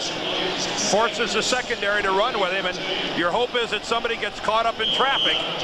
See Sanders there to the left coming in motion, and that's exactly what happened. One guy has to track him all the way across the backfield. I think it's Tim McKyer, and he's not able to do it. He ends up making contact with one of his own teammates. 4-point error on the special teams. Sanders 2 touchdowns tonight, his 9th touchdown reception of the season. Lohmiller kicks the extra point, so now they need a touchdown and a field goal. After the key penalty on Pollard, it's 23-14, and capitalizing after the interception by Wilburn, and then after they'd made the field goal, the penalty on Pollard gave them the first down, and they're able to take 3 off the board and put 7 on instead to get to within 9. And the rain coming down again, a light rain in San Francisco. As you look up at the Goodyear blip, and now the kickoff from Lohmiller, taken at the 2-yard line. This is Doug Dubose, who begins to slip and is tackled at the 15 by Dean Hamill. And we have 1 minute 27 seconds remaining in the 3rd quarter at Candlestick Park in San Francisco, before a crowd of 59,268. 49ers with the ball, leading 23-14. 49ers have seen a 16-point lead drop down to 9, and they know all about squandering leads. It was only 2 weeks ago they led Phoenix 23-0, and the Cardinals came back to win it 24-23. Roger Craig takes it out to the 20-yard line. That's a gain of 5. Mel Kaufman, number 55, in on the stop. It'll be 2nd and 5. Well, this game, I think, vastly more important for the Redskins than it is for more important for the 49ers than the Redskins, because right now New Orleans has a 9-3 record. LA is 2 back of that, and the 49ers need this win tonight to stay within 2 of New Orleans. Well, the 49ers right now, even with a victory, would be 2 games, as you say, out of first, and thinking about a wild card as Craig carries, and he's close to a first down, but appears to be a little short. The problem that the loser is going to have here, Frank, is that they're going to have what amounts to the 9th best record in the NFC, and you've only got 5 teams going to the playoffs. So even though you might only be a game out of first, you're in some trouble. Yeah, the problem with the loser here is that the loser probably isn't going to be in the playoffs. That's a major problem. Tough schedule coming up for the Redskins. They go home and they play the Cleveland Browns. Then they travel to Philadelphia, and then they go back home for Dallas, who they're not going to have a whole lot to lose for that one. And then they're going to close against Cincinnati. Again, a look at the wild card contenders in the NFC, and a lot of good football teams aren't going to be playing come holiday season.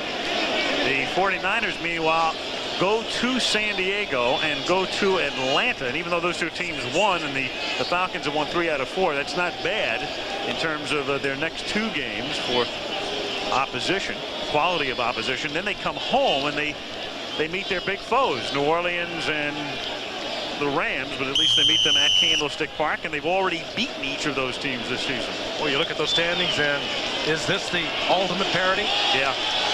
this year more than ever. I know that's the word that's been used for years, but I think more so now than ever before. 3rd and inches, and Craig comes up well short. Thanks to Darrell Grant, again in on a big play behind the line of scrimmage. Darrell having a big night. He came out here all stoked up if you were with us in the early going, and he's kept it alive, and the Redskins definitely are in this. And the 4th quarter will start with Washington getting the ball back in inside their town. We'll tell you why coming up at 11 o'clock. When one of these teams is facing the better than average possibility of being out of it, I think that makes for a little bit of a good football game. It has been, and continues to be, because Washington's going to get the ball back. Unless Clark loses it as he fumbles it at the 43, and San Francisco has it.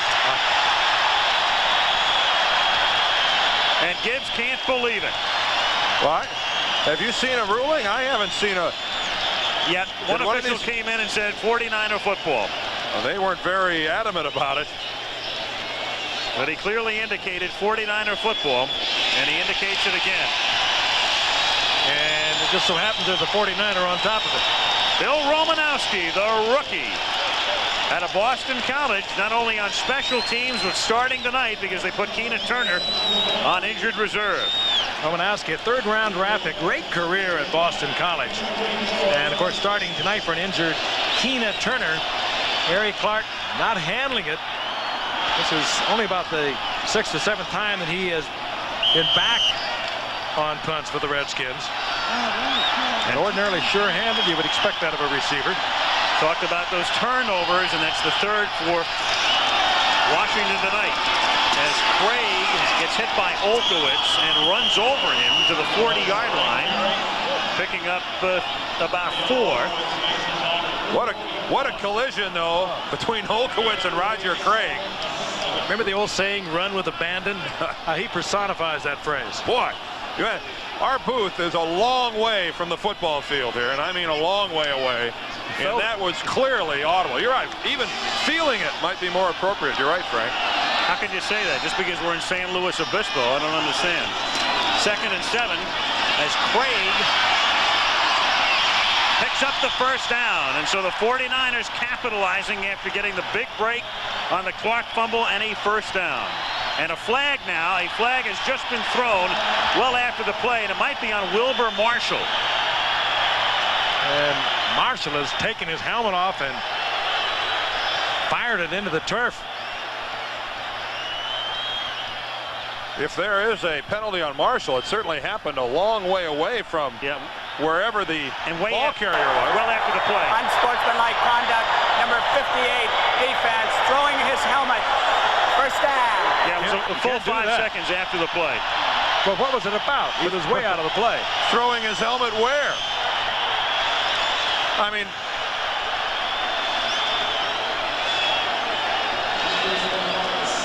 visibly upset. I mean, Wilbur Marshall was being blocked that time, I think, by Tom Rathman. And I saw them go to the ground, but following the ball carrier, Craig, I didn't see what happened afterwards. Maybe he threw his helmet at Rathman. Rathman would like to be flankered to the right. Craig, he breaks a tackle attempt by man, and then gets taken down by number 55, Mel Kaufman. And I think Wilbur might have damaged his helmet. You saw him that time having to make a play without even his chin strap. He didn't even have his chin strap buckled on, and now he takes it off. Here's Wilbur before the snap of the ball. That's an unnerving feeling for a football player without that helmet strapped on. Wilbur's in the hunt anyway. He's still working on that helmet out of the field now. But it's going to come right off as soon as he gets up. Oh, you need that thing out there. 2nd and 14 from the 20-yard line. Montana stepping up, has room to run, and a little hurdle move and takes it to the 4 for a 1st down. And these fans must feel as if it's 1981. That was one of those by Montana. I'll show you. Well, Alvin Walton plays it all the way that Joe Montana is going to go to the sidelines and run out of bounds. Alvin Walton takes the corresponding angle to the sidelines, and watch Joe Montana fool him and cut back to the middle of the field. Montana's going to roll to his right. Still a statement, though, too, Dan. He's been taking so much heat up here. The 10-year veteran. Does he have anything left? That's the Montana that we used to watch in his early days. First and goal, and Roger Craig tries to cut it back and is stopped at the 4-yard line by Darrell Grant. Second and goal, 12.5 minutes to go. San Francisco ahead by 9. Young next to Walsh. All this transpiring from a turnover by Gary Clark on the punt. What's being lost a little bit in here is Darrell Grant for the Redskins, who's playing a sensational ball game on the defensive line. That time he makes a play on Roger Craig for no gain on both of the short yardage situations. He's one of the guys plugging it on the inside. Big game for Darrell. Rice in motion, second and goal. Montana on a roll to his right. Has room, and Montana touchdown. He's in there. And you bet he's made a statement. And he's hurt. He's limping a little bit. He took a big shot. Took the shot on the left knee that was hurt earlier in the game by Darrell Green. And the crowd making its own statement now for Joe Montana. They're on their feet. Sellout crowd, and they're all up. As well they should be. Darrell Green gets right into the legs of Joe Montana on this run. An old 49er play. You give your quarterback who is mobile the option to either run or pass. Green came in, gave him everything he could, but he had to stay back with his man until Montana committed. No quarterback runs it better. You come up, and he'll dunk it over your head for the 6 points. After further review by instant replay, the play stands.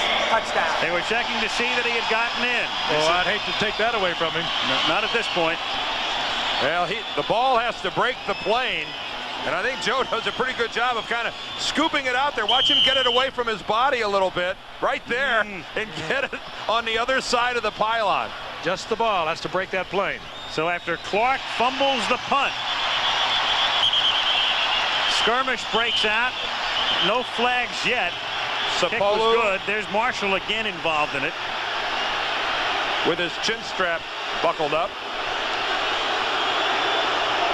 No flags this time. Extra point good. Joe Gibbs was saying last week, it seems in every game the special teams have made a play that have really created a problem for us. No exception here, and this is the result at the end of the 49er drive. They lead by 16. Next week he returns to the Kingdom. Niners on top 30-14. Taking advantage after Gary Clark had coughed up the football. On the punt return, Montana. 2 key plays on the drive, including the touchdown himself as Coker kicks off. This is Sanders. Ricky from the 4. Out past the 20. Spun down at the 27-yard line. 11:42 remaining in the 4th quarter. Big weekend coming up as the regular season with Denver for first place in the AFC West. Skins down by 16. Over the middle, the catch is made by Jamie Morris. He has it out to the 33-yard line. Penalty marker. It'll be 2nd and 4. And from the Goodyear blimp, radar indicating some rain in the Bay Area, which we've seen already on a couple of occasions at Candlestick.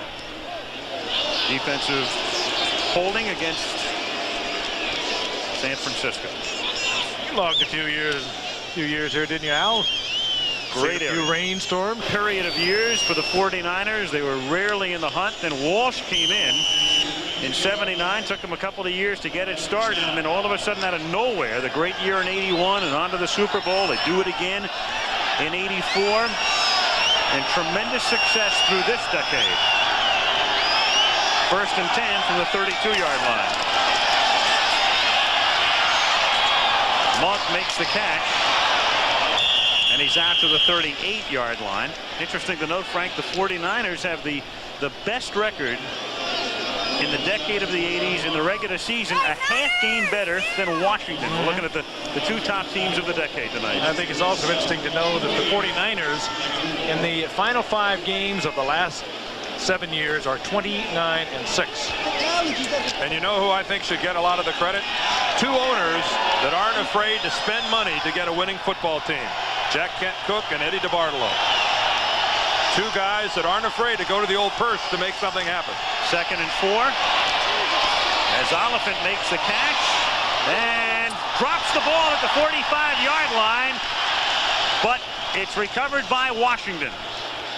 Bill Romanowski was there, and the Skins maintain possession. And it's clearly a fumble. The ball out before Oliphant gets anywhere near the ground. Romanowski, the rookie, is all around the football tonight, and this just doesn't bear any resemblance to a Redskin football team with the ball on the ground as much as we've seen it here tonight. And as the Redskins have been doing all season long, playing sloppy football. There's the fumble, the ball clearly out, but recovered by the Skins. 1st and 10, Washington from the 45-yard line. Williams deep over the middle and a little bit behind Monk, who can't make the catch. He had position on Fuller, but the pass a little low and behind him with 10:04 to play. Low behind and a little late. Monk was there. Williams just a little late picking him up. A couple of funny things about Washington tonight. Not only do they not have a running game and haven't for the better part of the last month, they've been giving up a lot of points as well. And the NFL in the 80s, we talk about these two teams having so much success. 4 of the last 8 teams that won the Super Bowl didn't even get to the playoffs the following season, and Washington's going to have a tough uphill climb if they lose this one tonight. Oliphant has room, 1st down and a lot more, and finally tackled at the 35 after a gain of 20. The rookie from Puget Sound, just off injured reserve. Of course, the scheduling now, it's been this way since 1978, but the way it's made up depends on the way you finish as to the toughness of the teams that you will play. And the Redskins, I know when they looked at their schedule coming up this year, they thought, do we have to do that? It has been an awesome schedule. 1st and 10 from the 35-yard line.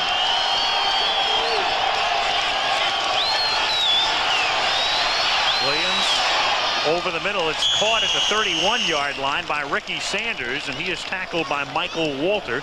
That's a gain of about 5, and it'll be 2nd down. Let's call it a gain of 4, 2nd and 6. They talk about the teams that don't get back into the playoffs, that don't get back to the Super Bowl. Well, you couple the scheduling the way it is now in the NFL with the fact that you are drafting number 25, 26, 27 for 2, 3, 4 years in a row, and all of a sudden you look around, you've grown old, you don't have any of the number 1 draft picks, the best players in the country, and that's what's been happening. Monk in motion, 2nd and 6 from the 32. Here's Oliphant, and this time he is necktied from behind by Michael Carter, number 95. You know, one of the things that the Redskins were going to try this year was to be a little bit different than, say, the New York Giants, where the Giants write something like 11 books during getting back in the Super Bowl hunt. Maybe somewhere in the order of 5 or 6 books might be the magical formula. I think 11 is the NFL record for penning tomes, isn't it? They might have better copy after this year. On 3rd and 6, Williams, the catch is made, and Monk, a brilliant job staying inbounds, taking it to the 16. We have seen tonight some of the best wide receiver play that we've seen all year long, as far as receivers having to catch the ball away from their body. And Art Monk here with another example in motion, coming across the formation and working against Torrey Nixon. But again, look at him go high and not only keep the ball but not go out of bounds. The momentum is there to carry you right out of bounds. I can't say enough about the work tonight of Monk, Sanders, and Gary Clark. Absolutely tremendous. Washington at the 16. 7:10 to play. Williams fires into the end zone and incomplete. Intended for Mike Oliphant. He was covered well on the play, and 7:07 now left. It'll be 2nd down and 10.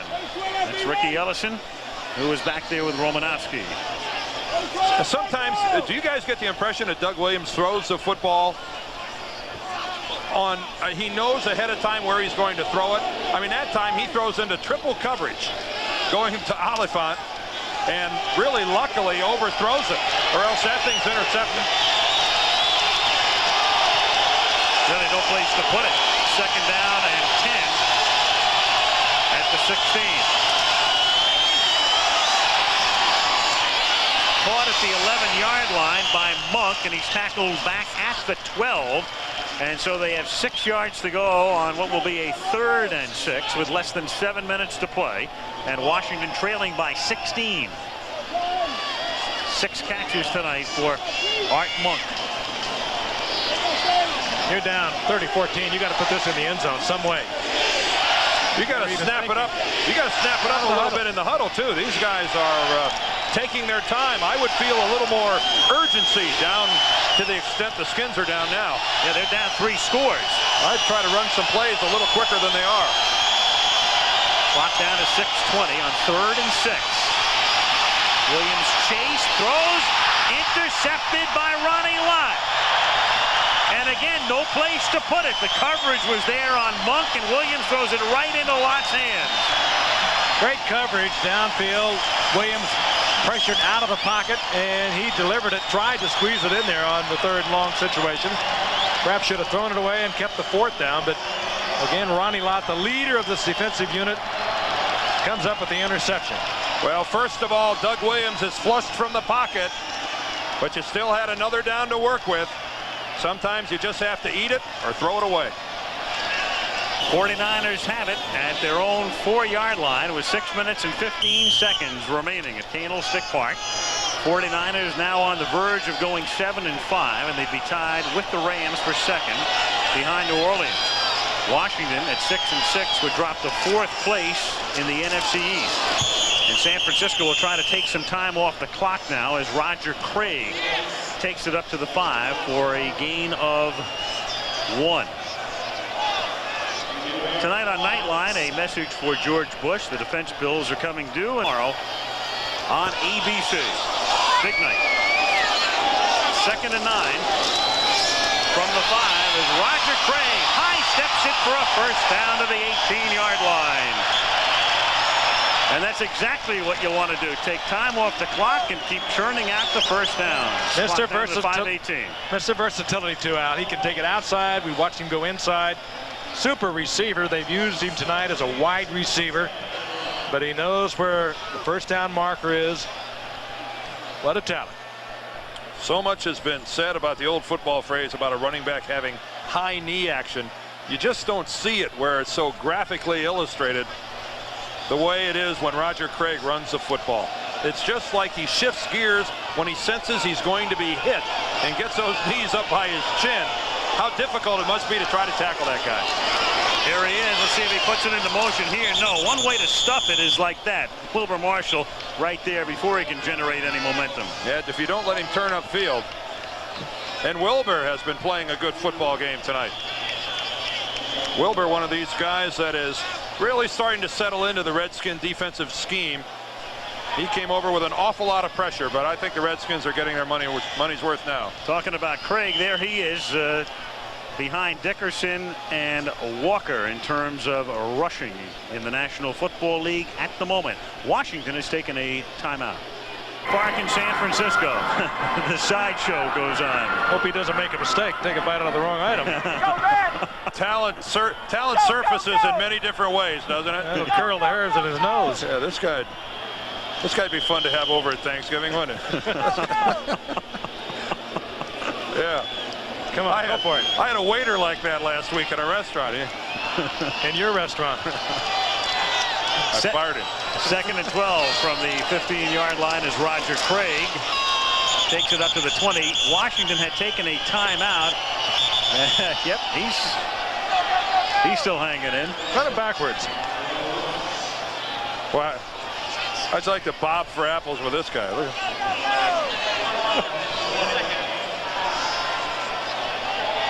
Washington has taken another timeout. They are conserving what they can on the clock, which is now down to 4:20. They have a 3rd down, or have San Francisco pinned at the 20, 3rd and 7. And Washington has just taken back-to-back timeouts. I know a morning show he can get on. What's it take? It takes a 30-14 ball game. and that's what we have. Or Halloween. Are you talking about Cher? Or? 3rd and 7 from the 20. And Montana going deep for Rice. It's tipped and it's caught. And Rice is out in front and Jerry with a touchdown. And how do you think Darrell Green feels? Darrell Green with Jerry Rice gets a hand on the football. Instead of getting a pat on the back for a job well done, ends up being the GOAT. He's been playing hurt like Wilburn has with the bad knee also, and this time right off his fingertips, what even could have been an interception. And in the records, it's going to go down as a Montana touchdown pass. I mean, look how well played it is by Darrell Green. Just a bad break.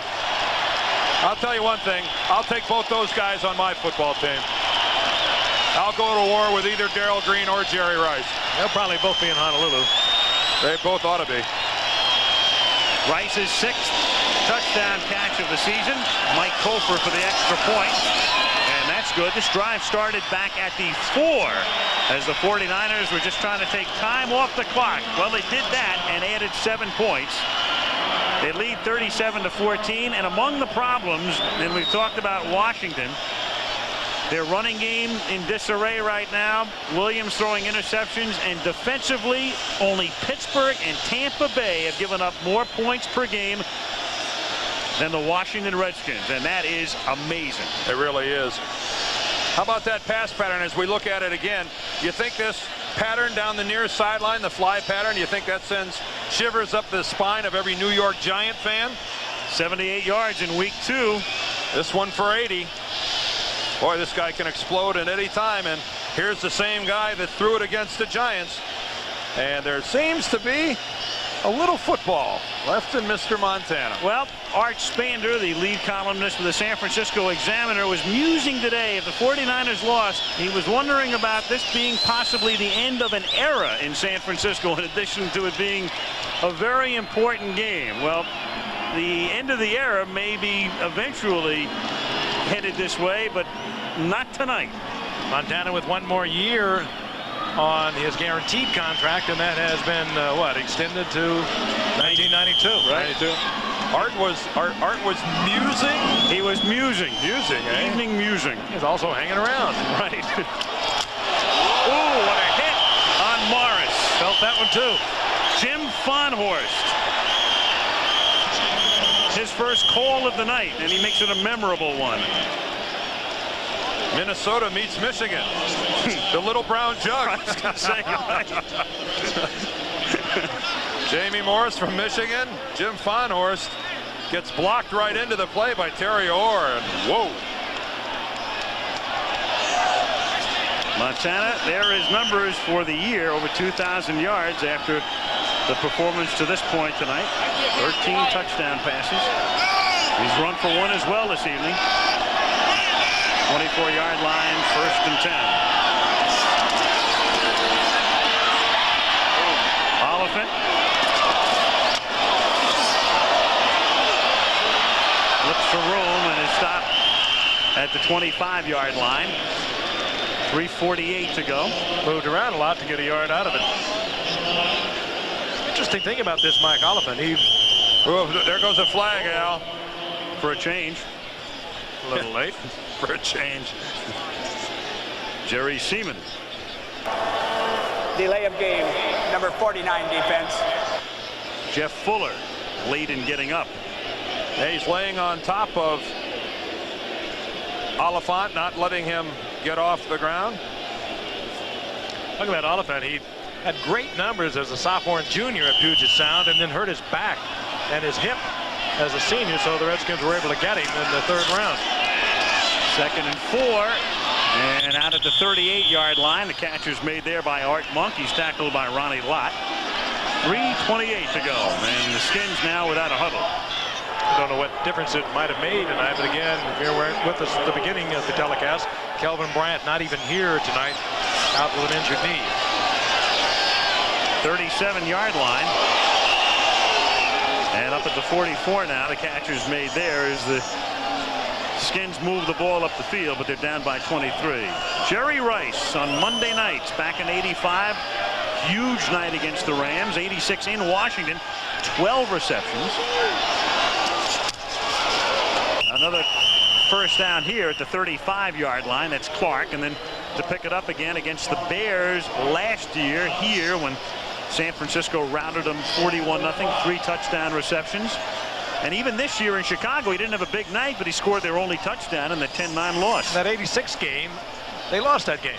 They lost that Over game. 500 yards of offense that night. Remember that? Montana had 441 yards passing, and they didn't score a touchdown. That's hard to do. And remember that game ended at something like 3 after 1. Don't ask me. I wasn't here. You were asleep. The 35-yard line. 2nd and 10. You know, one thing about these Washington Redskins, we don't want to make it sound like they don't have a chance to make the playoffs, but I think clearly coming out of tonight's ball coded to say that the Redskins right now are playing good football. 2nd and 10.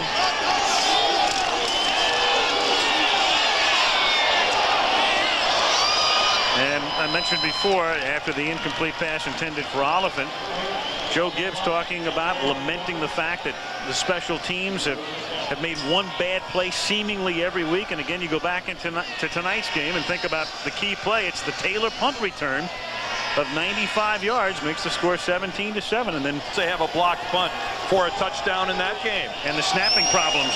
The second Giant game, Lohmiller misses a field goal that would have won it for the Redskins.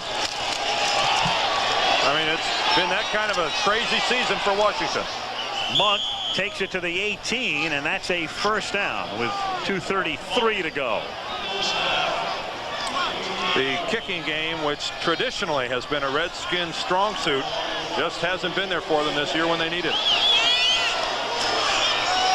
Williams on first down from the 18 hits Oliphant, but incomplete. He never had control as he was hit by Fuller. You know, and all this for a team with the acquisition of Jim Lachey. Offensively, one of the great offensive linemen, at least is anticipated he will turn into that. You go out and you get a Wilbur Marshall, everyone's #1 linebacker in the league, and you would think going into it, you got a better football team. Then the injuries and wheels starting to come off, and it sort of had reverberations through the entire ball club. And they throw in the fact that the schedule with their winning record, the Super Bowl champions, has been horrendous. But again, the personnel looks like it's there. 2nd and 10. Catch is made out of bounds. Sanders was on the chalk. Can there be anything worse than being an East Coast-based team? You lose a Monday night game, and then you got to fly back on that red eye and get home at 8:30, 9 o'clock. Better this time of the year because you have the jet stream picks up. Yeah. You don't have to look at Joe Gibbs that long. Boy, that is a silver lining. I'll tell you what else for it's anything better. when you lose one like this. It's a lot better flight if you win the ball game. You're right. Boy. I mean, you feel like garbage after a red eye anyway, and especially so after a distressing loss. 3rd and 10, and here's Monk, and at least Monk is having a big, big night as he takes it in for a touchdown. Having a good year. 5th touchdown of the year. Came in tonight with 42 receptions.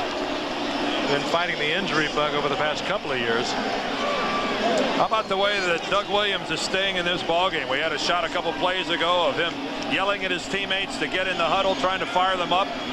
He stays right with it. Can't knock his competitive spirit at all. Now we'll get hate mail from Tampa. Yeah. And he said at Tampa. Send it to Buffalo. Yeah, you're a star everywhere these days. That looks like 6 to me, Al. 6 on top. 6 on ABC. Does that mean that Ted Koppel's going to be there? That's worth 7. It ain't good if we're down to counting exclamation points. 1 out of 4 onside kicks have been recovered by the kicking team, 7 of 28. So your chances are 25%, as Lohmiller will squib it. Remember, it has to travel at least 10 yards before the kicking team can take possession. This one travels considerably more. And it's caught by Mike Wilson, a wide receiver, at the 2-minute warning. And give Regis to stand there and let that thing come down. Give Ronnie Lott the tackle, though. He dropped it. 2-minute warning. Inside kick. And they're at their own 42-yard line. Candlestick Park, home of the Giants. There's the Giants bullpen. Those aren't the best seats in the house. That's what you call an obstructed view. From the 42-yard line, Roger Craig to the 43-yard line. That's the last time out for the Redskins.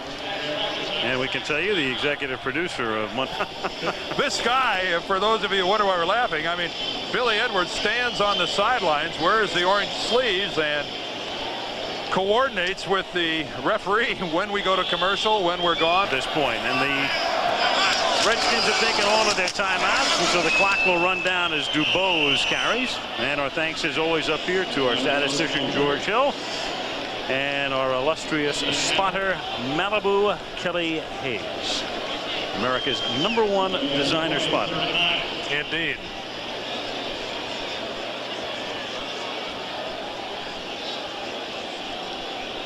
.124 and counting down.